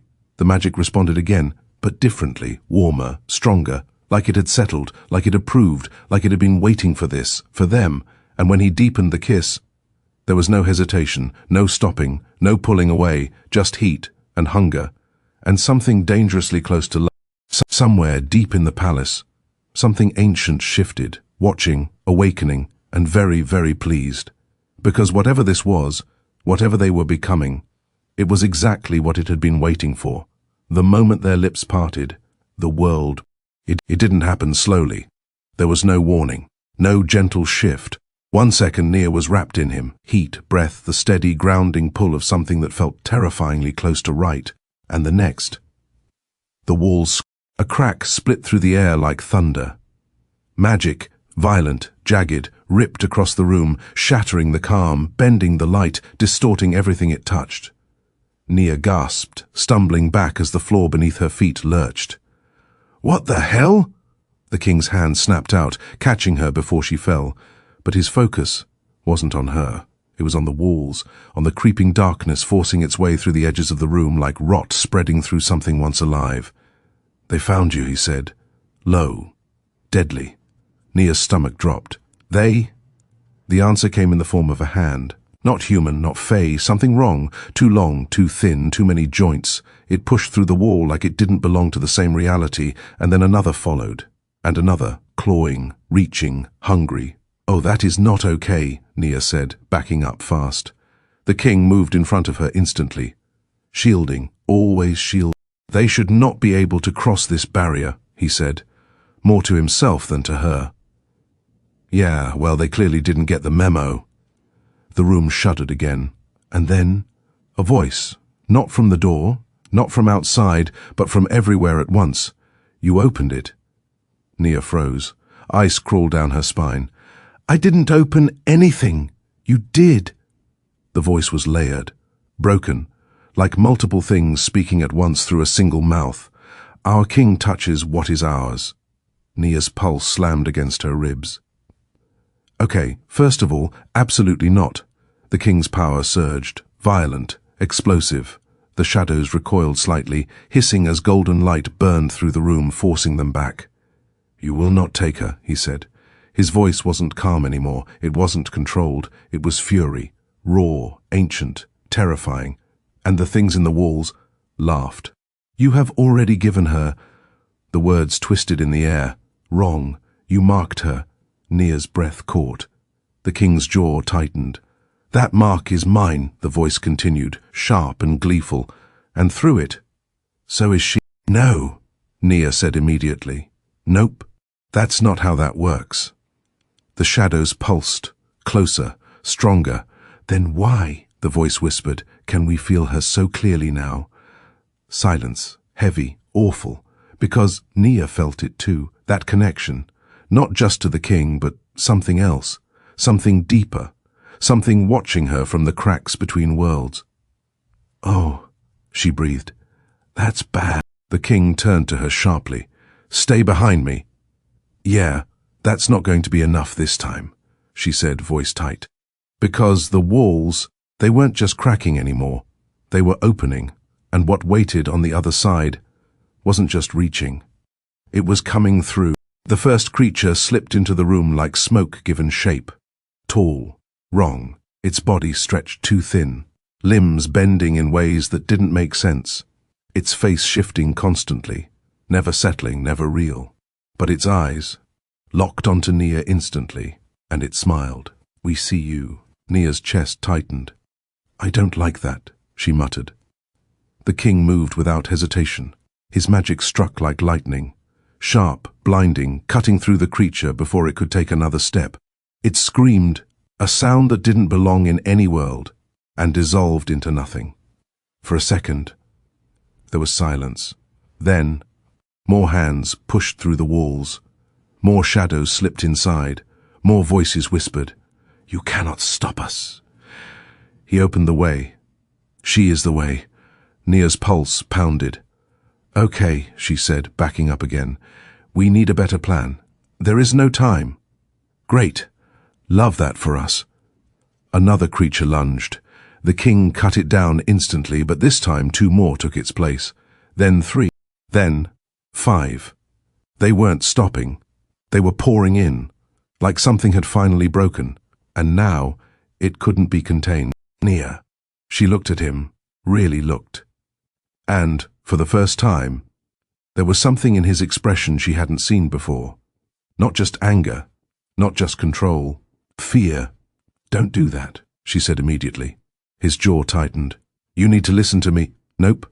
I don't like that tone. That tone means you're about to say something I really won't like. You need to leave." "Absolutely not. They are drawn to you." "Yeah, I got that part. If you stay, they will not stop. And if I leave?" Okay, that's worse. Yes, fantastic. Another crash. Closer this time. The creatures were getting stronger, faster, more solid, more real. "This is because of the kiss," she said suddenly. His gaze snapped to hers. "Yes, of course it is. Because why wouldn't it be? Why would anything in her life ever be simple?" Nia exhaled sharply. "Okay," she said. "Then we fix it." His expression hardened. "It is not something that can simply be undone. Everything can be undone, not this." She shook her head. "I refuse to believe that." "This is not your world," he said, "and yet I'm the one breaking it." That made him pause, just for a second. And in that second, another creature slipped through, closer than before. Too close, it lunged, not at him, at her. Nia didn't think, didn't hesitate, didn't wait for him to move. She stepped forward, and something inside her snapped. The markings on her skin flared, blinding, brilliant, and the air exploded. Power surged out of her in a violent wave, slamming into the creature mid-lunge and sending it crashing back into the wall with a sound like reality itself cracking. Everything stilled. The shadows froze. The creatures recoiled. The voice went silent. Nia stood there, chest heaving, her entire body lit with something that felt too big for her to contain, too strong, too old. At her, not in fear, not exactly, but in something close. "You see it now," he said quietly. Nia swallowed. Yeah, she breathed. I do. Because whatever she was, whatever this power was, it wasn't just a doorway. It wasn't just a weakness. It was something else. Something that made even the monsters hesitate. Something that made the king look at her like she had just changed the rules of the entire world. The shadows pulled back, slowly, reluctantly, like they were being forced.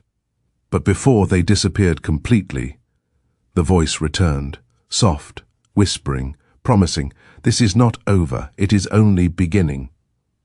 And then they were gone. Silence crashed down, heavy, deafening. Nia swayed slightly. The power drained out of her just as fast as it had come, leaving her breathless and unsteady.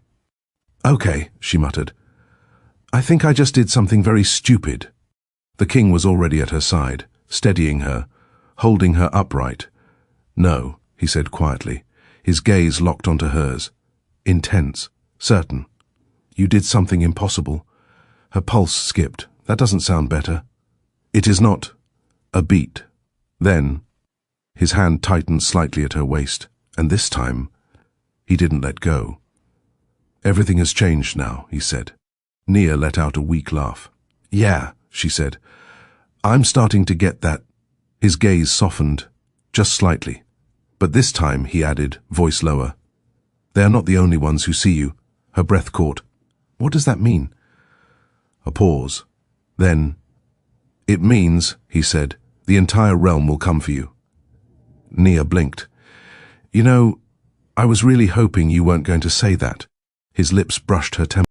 Not quite a kiss, but close enough to make her heart stutter. "They will try to take you," he murmured. Her chest tightened. "And you?" she asked. A beat. Then his voice dropped, fierce, unyielding. "I will destroy anyone who tries."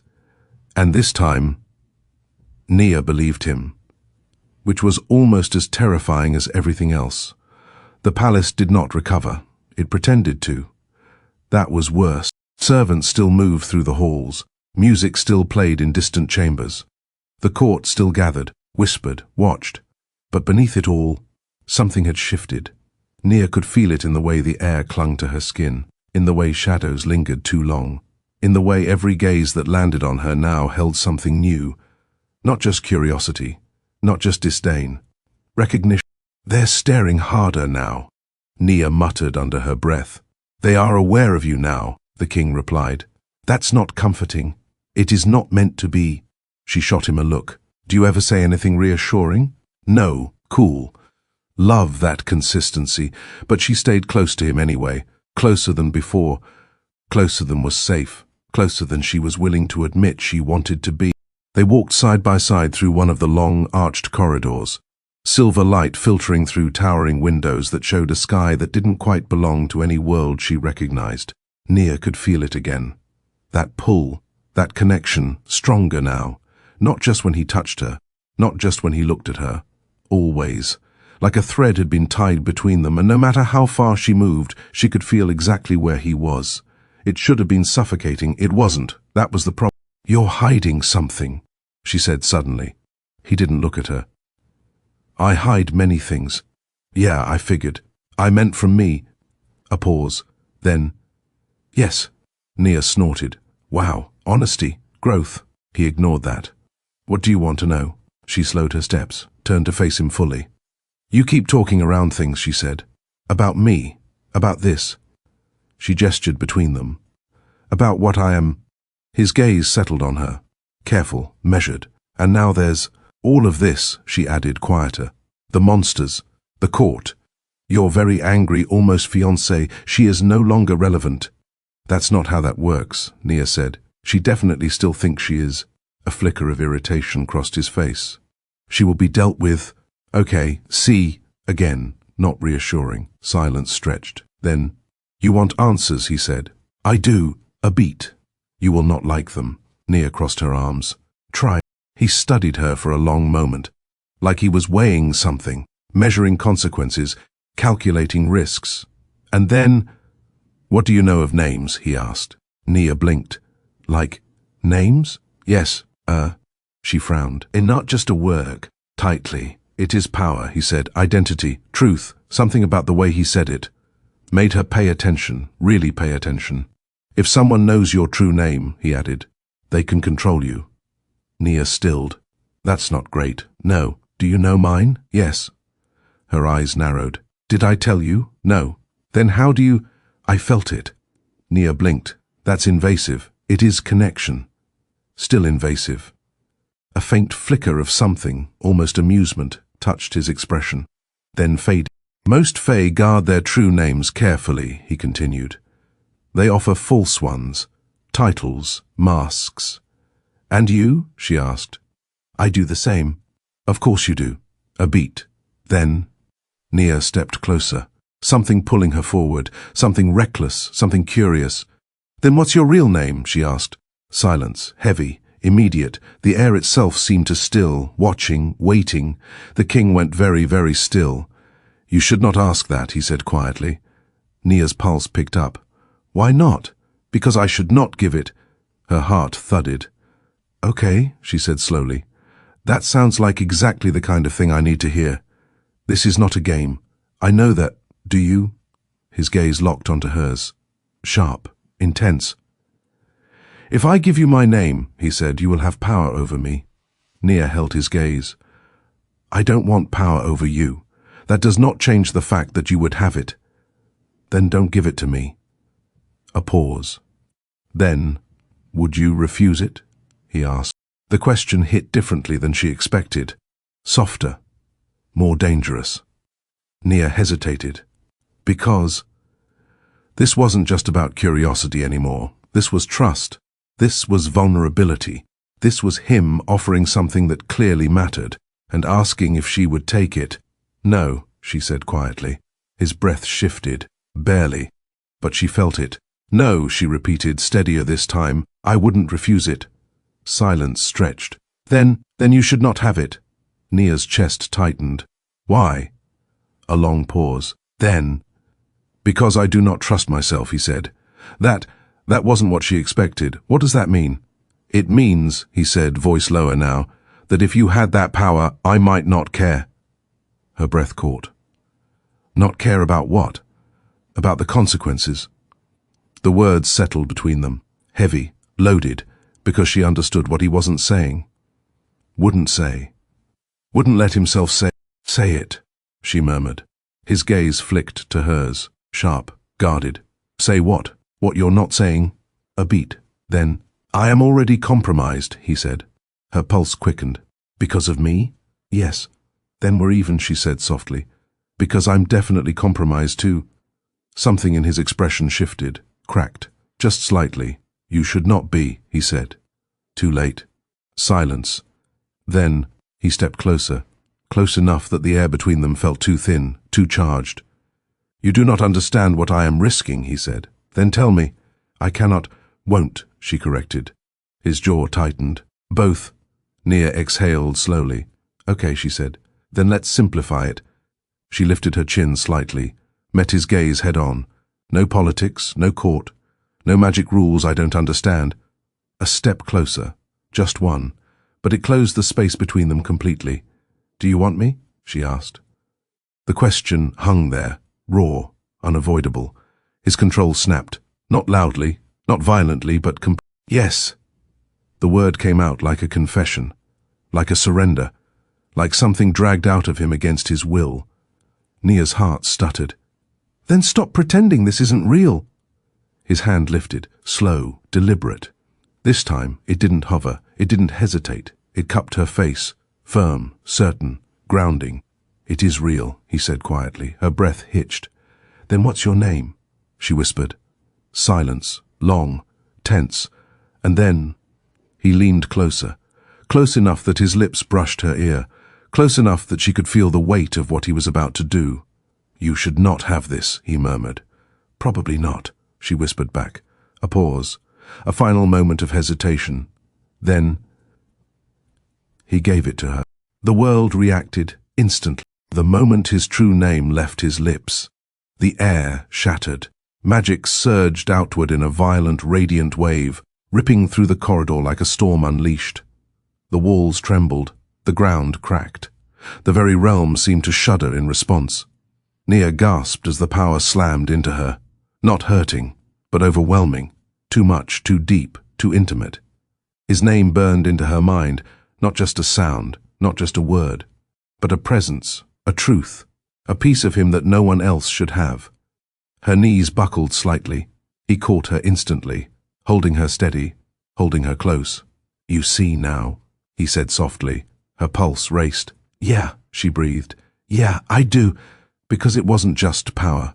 It wasn't just control. It was connection, deeper than anything she'd ever felt. Unbreakable, dangerous, real. Somewhere in the palace, something screamed, not in pain, in fury. Because the king of the Fae had just done the one thing he should never do. He had given himself away. Nia looked up at him, heart racing, mind spinning. "You really weren't supposed to do that, were you?" His gaze held hers, dark, certain. "No." A beat. Then, his thumb brushed her cheek, soft, intentional. "But I did." Her breath caught. "Why?" A pause. Then, "Because you asked." The simplicity of it hit harder than anything else. Nia let out a small, unsteady laugh. "That's not a good enough reason. It is to me." Silence settled between them, heavy, full, irreversible. Because there was no going back now. Not from this, not from what they had just done, not from what they had just become. "You still haven't told me what I am," she said quietly. His expression shifted, slightly, carefully, and for the first time, there was something in his eyes that looked like uncertainty. "No," he said, "I have not." Nia frowned. "Why?" A beat. Then, "Because now," he said, voice low, "it matters even more that you understand it." Her stomach tightened. "Understand what?" His gaze darkened. "That if the court discovers what you truly are." A pause. Then, "They will not try to sacrifice you again." Nia blinked. "Okay, that sounds like a good thing." His grip on her tightened slightly. "It is not." Her pulse spiked. "Why not?" And when he answered, everything shifted again. "Because," he said quietly, "they will try to crown." And suddenly, being hunted didn't sound like the worst outcome anymore. "Absolutely not." Nia didn't even hesitate. The word came out sharp, immediate, instinctive. "No, nope, not happening. I refuse." The king, her mind traitorously corrected, watched her carefully. "That will not matter. It matters to me," she shot back. "They will not care. Then they can get in line." She pulled away from him, physically, mentally, trying to create space where there suddenly wasn't any. Because this was too much. First she was a sacrifice, then a target, then somehow magically tied to a powerful, terrifying, emotionally complicated Fae King who apparently had no sense of self-preservation. And now? Now she was supposed to be what? A queen? A ruler? A symbol? "Yeah," she muttered, pacing. "That's not my journey. I didn't sign up for that arc." "You do not need to accept it," he said. Nia stopped, turned. "That's the first reasonable thing you've said in a while." A pause. Then, "But you cannot ignore it," he finished. Her shoulders dropped. And there it is. The corridor around them had changed, subtly, but unmistakably. The light was dimmer, the shadows longer, and the silence too quiet, too aware. "They already know, don't they?" Nia said. "Yes. Because of the magic explosion thing?" "Yes. Because you gave me your name?" A beat. Then, "Yes." She dragged a hand down her face. "Fantastic. Love that for her." A distant bell rang. Low, resonant. Once. Then again, and again. Nia froze. "That doesn't sound good." "It is not. Let me guess. Dramatic court gathering?" "Yes." She stared at him. "You're kidding. I am not. Do they do anything quietly in this place?" "No, of course they don't." The bell continued. Calling, summoning, demanding. Nia felt it in her bones, in her blood, in that strange, growing power inside her that still didn't feel entirely like hers. "They're calling me," she said slowly. "Yes, and if I don't go, they will come to you, Rue." She turned to him fully, studied him, really studied him.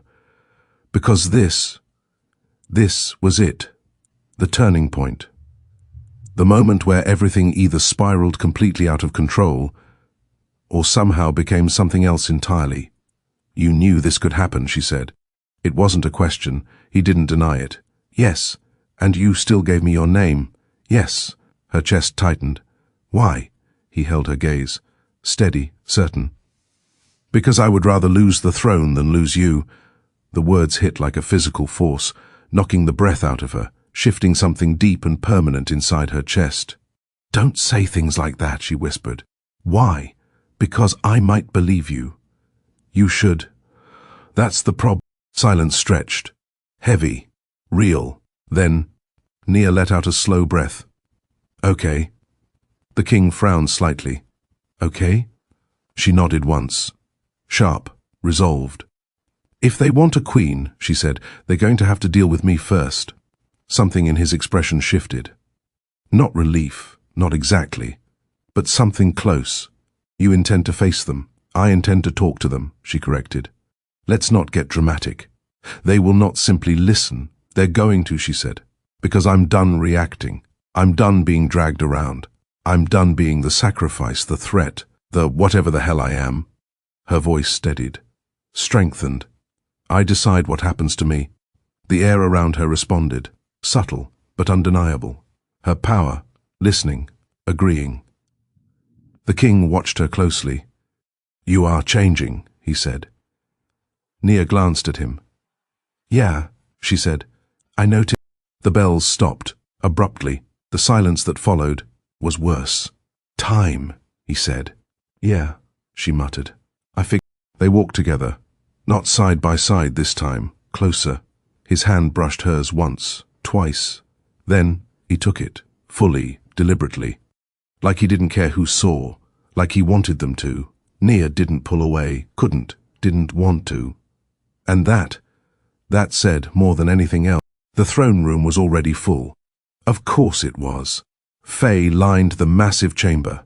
Elegant, dangerous, watching with sharp, glittering eyes that tracked her every step. Whispers rippled through the crowd like wind through leaves. She's here. That's her. It's true then. Impossible. Look at her. Nia lifted her chin. Let them look. Let them whisper. Let them choke on it. Because for the first time since she got here, she wasn't walking in as prey. At the far end of the room, the throne waited. Tall, ancient, carved from something that looked like living stone and starlight. And beside it, Serelith stood, still, perfect, furious. Their eyes met instantly, and this time there was no pretense, no politeness, no restraint, just war. Oh good, Nia murmured. She's here. Yes, of course she. They reached the center of the room. The whispers died. The tension peaked. And then a voice rang out, cold, clear, demanding. Step forward. Nia didn't hesitate. She stepped, alone. You stand before the court of the Fae, the voice continued, marked by our king, touched by power that does not belong to this realm. Nia tilted her head slightly. Okay, dramatic. We're really committing to the tone, I see. A ripple of shock moved through the crowd. The king did not react, but she felt it, that flicker of approval through their bond. Small, but then, what are you? The voice demanded. Nia smiled slightly. Not cruel, not soft, just certain. I'm the one you tried to kill, she said. Silence, sharp, immediate, and I'm still here. The air shifted. Her power stirred, responded. I'm the one your monsters came for, she continued. The one your court is suddenly very interested in. A step forward, closer to the throne, closer to everything. And I'm the one who decides what happens next. The room held its breath. Because that wasn't how this was supposed to go. Not for a human, not for a sacrifice, not for her. Serelith stepped forward. Finally. You presume too much. Nia glanced at her. Do I? You stand in a place you do not understand. Then explain it, Nia shot back. You carry power you cannot control. Then teach me. You challenge a system older than your entire existence. Nia smiled. Good. The word landed like a spark. And just like that, the room shifted again. Because that was not fear. That was not submission. That was something else in Serelith's eyes darkened. You think this is a game? No, Nia said softly. Her gaze flicked briefly to the king, then back. I think this is a choice. A pause. Then, and I think you're all about to find out what happens when you stop treating me like an object and start treating me like a person. The silence that followed was absolute. And then, from the throne itself, something ancient stirred. A presence, deep, old, watching, waiting. And now, awake. The voice that spoke next was not part of the court, not fully. Then prove it. Nia's pulse spiked. Oh, she muttered. That sounds like a trap. Beside her, the king went very still. Yes, he said quietly. It is.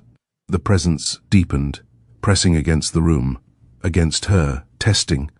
You would be crowned? It asked. Nia swallowed. Not exactly my goal, then refuse. A pause, then, or take it, and survive. Silence, heavy, impossible, because now, there it was, the real choice. Not just survival, not just love, but power, responsibility, everything. Nia closed her eyes for a second. Just one. Then, she looked at him, really looked, at the man who had risked everything for her, given her something he could never take back, chosen her when he shouldn't have, and she realized something. This wasn't just about her anymore. It hadn't been for. If I take it, she said slowly, what happens to him? The room stilled. Because that question mattered. The presence answered, cold, unforgiving. He falls. Nia's heart stopped. What? The king cannot rule beside what he cannot control. Her stomach dropped. No, yes. She shook her head. No, that's not happening. You cannot have both. The words echoed. Final, absolute, power, or love, the crown, or him. Nia stood there, in the center of it all, everything balanced on a single choice. And for a moment, just a moment, she was very, very quiet. Then, she smiled, slow, dangerous, certain. Well, she said, that's a problem, because she had never been very good at choosing the option she was given. Silence held the throne room hostage, not the kind of silence that was empty, but the kind that waited, that listened, that leaned in, anticipating the moment everything would break. Well, Nia said, voice steady despite the storm building under her skin. That's a problem. No one laughed. Of course they didn't, because this wasn't a joke. This was the kind of moment stories were built around, the kind that ended kingdoms. You cannot have both. The ancient presence repeated it like law, like fate, like something that had never once been defied. Nia tilted her head slightly. See, I hear you, she said. I just don't like that answer. No one. You would defy the throne? It asked. I would question it, she corrected. Careful, Serelith snapped from the side. You stand on borrowed ground. Nia didn't even look at her. I stand exactly where I chose to stand. The power inside her pulsed in agreement, stronger now, louder, like it recognized what was happening, like it was waking up with her. Beside her, the king was still, too still, controlled in that way that meant everything inside him was anything but. Enough, he said. The word cut through the room like a blade, immediate, commanding, final. All eyes turned to him. The tension shifted, because when he spoke like that, the world listened. This ends now, he continued. The ancient presence stirred. You would interfere? I will not allow this choice to stand, he said. You would deny her power? His jaw tightened. I would deny your terms. A dangerous thing to say, an even more dangerous thing to mean. You do not have that authority. The voice deepened. The throne itself seemed to breathe. You forget what you are. The king's gaze went cold. No, he said quietly. I remember exactly what I am. The air trembled. Because that wasn't just defiance. That was challenge. Nia turned to him, really looked at him. Because something had shifted, again. Not just in the room, in him.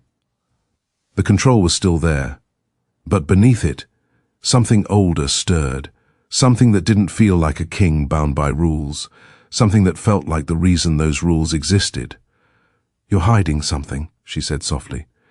His gaze flicked to hers, and for once, he didn't deny it. "You should not have given her your name," the voice pressed.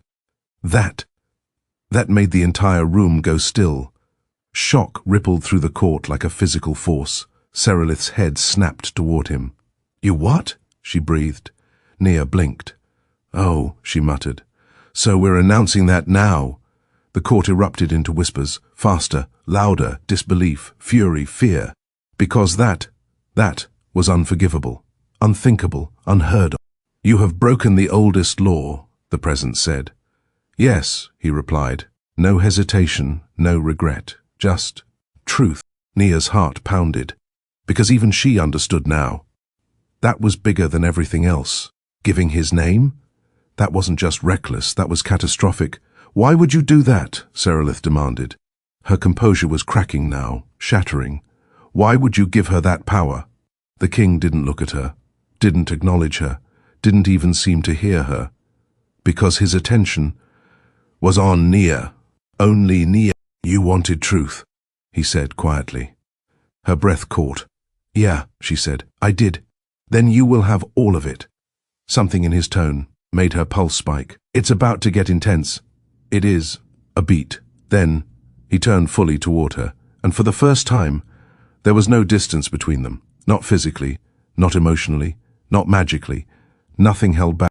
"My name," he said, voice low but carrying through the entire throne room, "is not just a name." The air shifted, heavy, ancient. "It is a title." The court stilled, listening, waiting, recognizing. I am not merely their king." A pause. Then, "I am the first." The words hit like a shockwave. Nia's breath caught. "First what?" His gaze locked onto hers. Dark, infinite, first of my kind. The magic in the room surged, reacted, because it knew, because it remembered. "I am the one who made the pact that binds this realm," he continued. "I am the one who sealed the veil between worlds." Nia's stomach dropped. The veil the monsters just came through. Yes. "Oh," she breathed. "So this is very your fault." A flicker of something, almost a smile, touched his mouth. The ancient presence stirred violently now.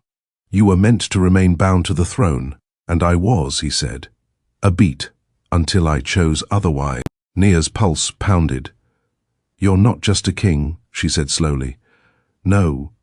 Then what are you?" Silence. Then he stepped closer, close enough that only she should hear.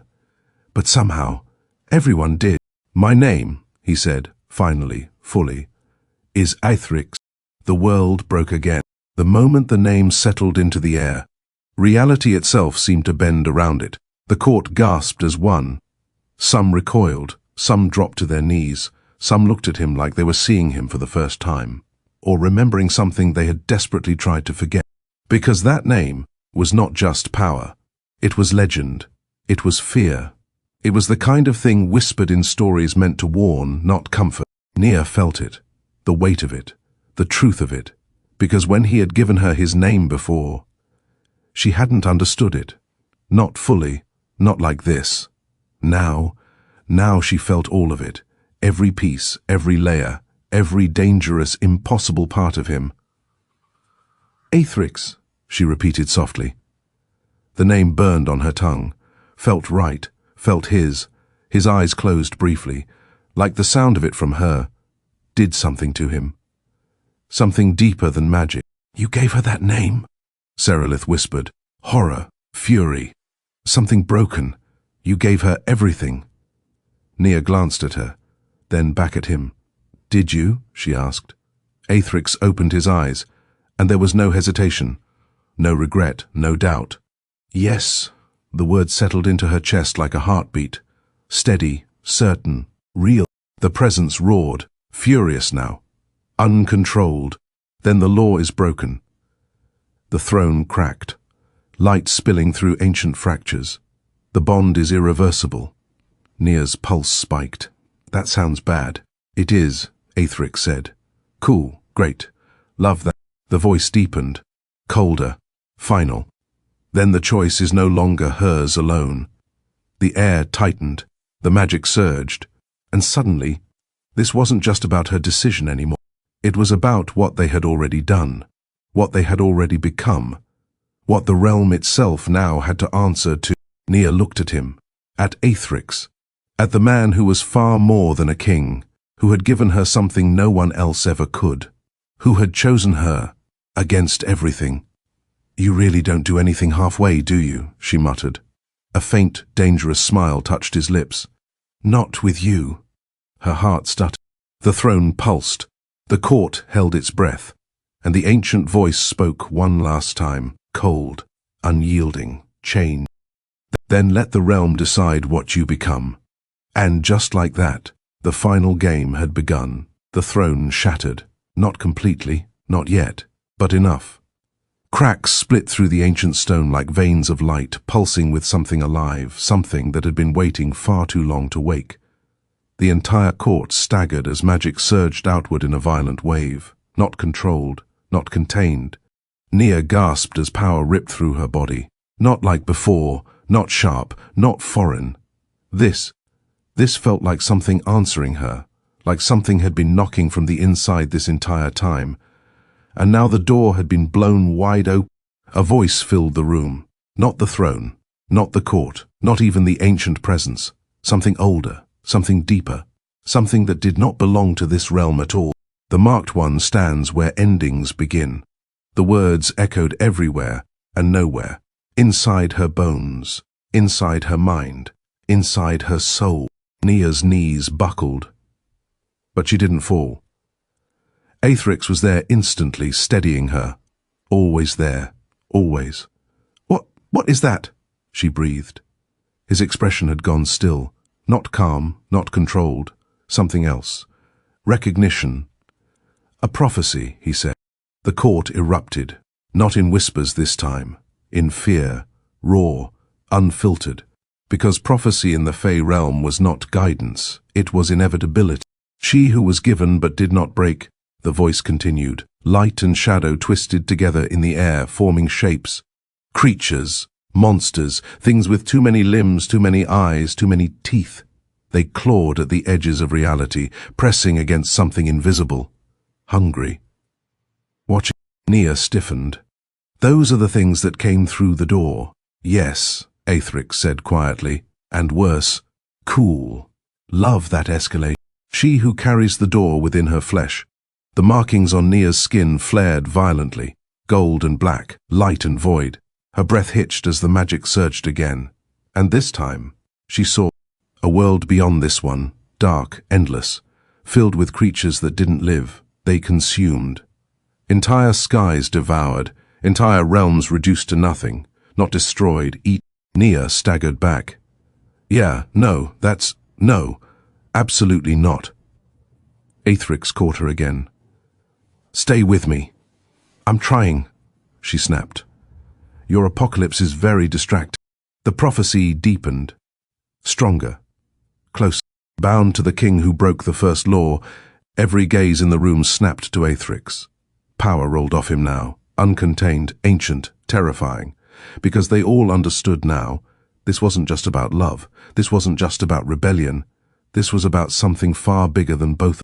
Together, they will unmake the veil. The creatures in the air surged, closer, clawing harder, reality strained under their weight. Cracks formed not just in the throne now, but in the world itself. Wait, hold on. Unmake the veil, Nia said. That sounds extremely not ideal. Aetherix didn't answer, because he couldn't, because he knew. It was true, or become the thing that stands against the end. Silence, sharp, immediate, because that was the difference. Nia blinked. Okay, she said slowly, so either we destroy everything, or we save everything. A beat. Why are those the only two options? No one answered. Serelith stepped forward again, but this time there was no arrogance left, only fear. You cannot allow this, she said to Aethrix. If the veil falls, it will not, he said. But it wasn't certainty, not anymore. Nia looked at him, really looked. You don't know that, she said. His silence confirmed it. The creatures pressed harder against reality.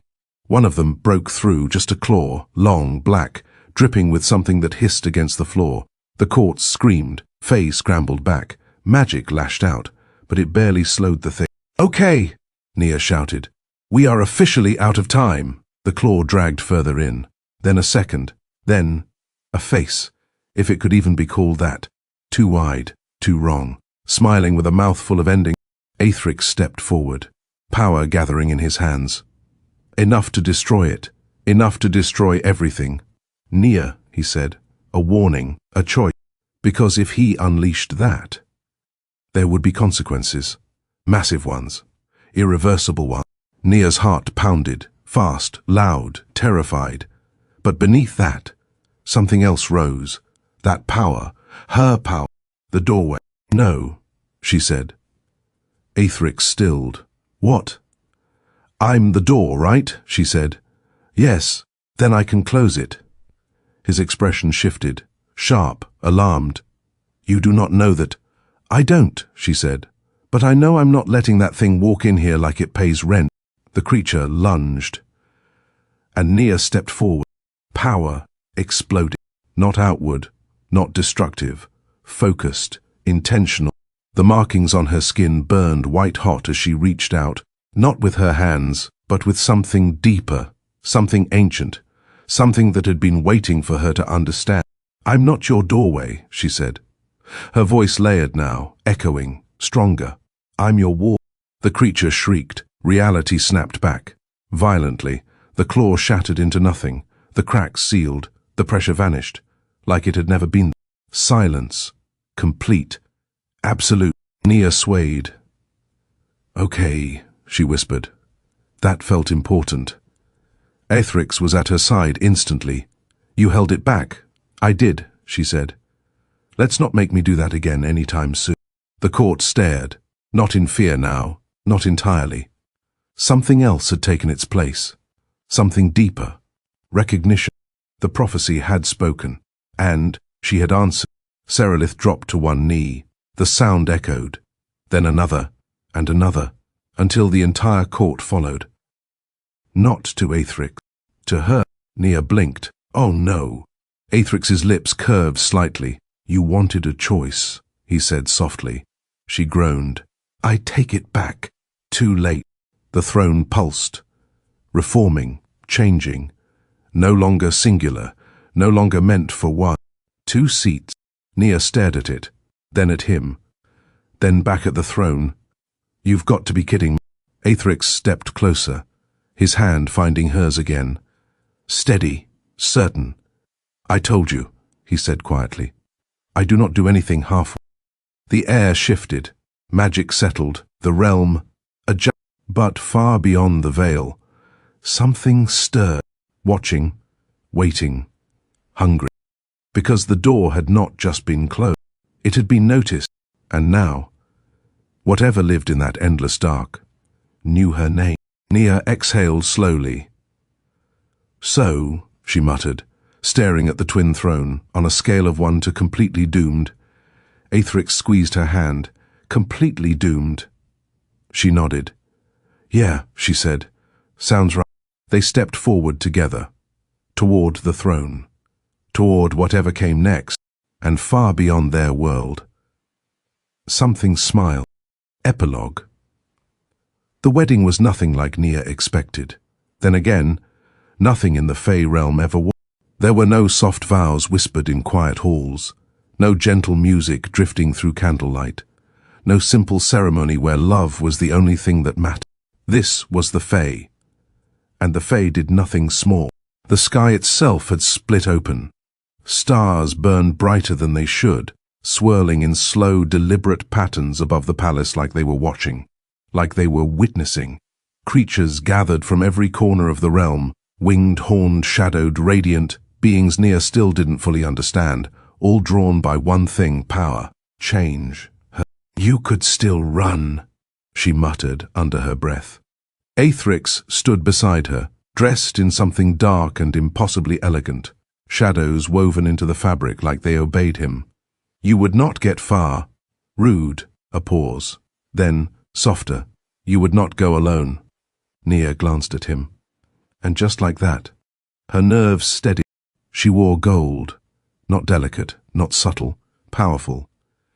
The fabric clung to her curves unapologetically, woven with threads that shimmered like living light. Her skin glowed beneath it, markings faint now, but present, claimed, changed, unbreakable. You look like a problem, she said, eyeing him. Aethrix's mouth curved faintly. I am good, she said, because so am I. The ceremony began with silence, deep, ancient, the kind that made the world feel like it was holding its breath.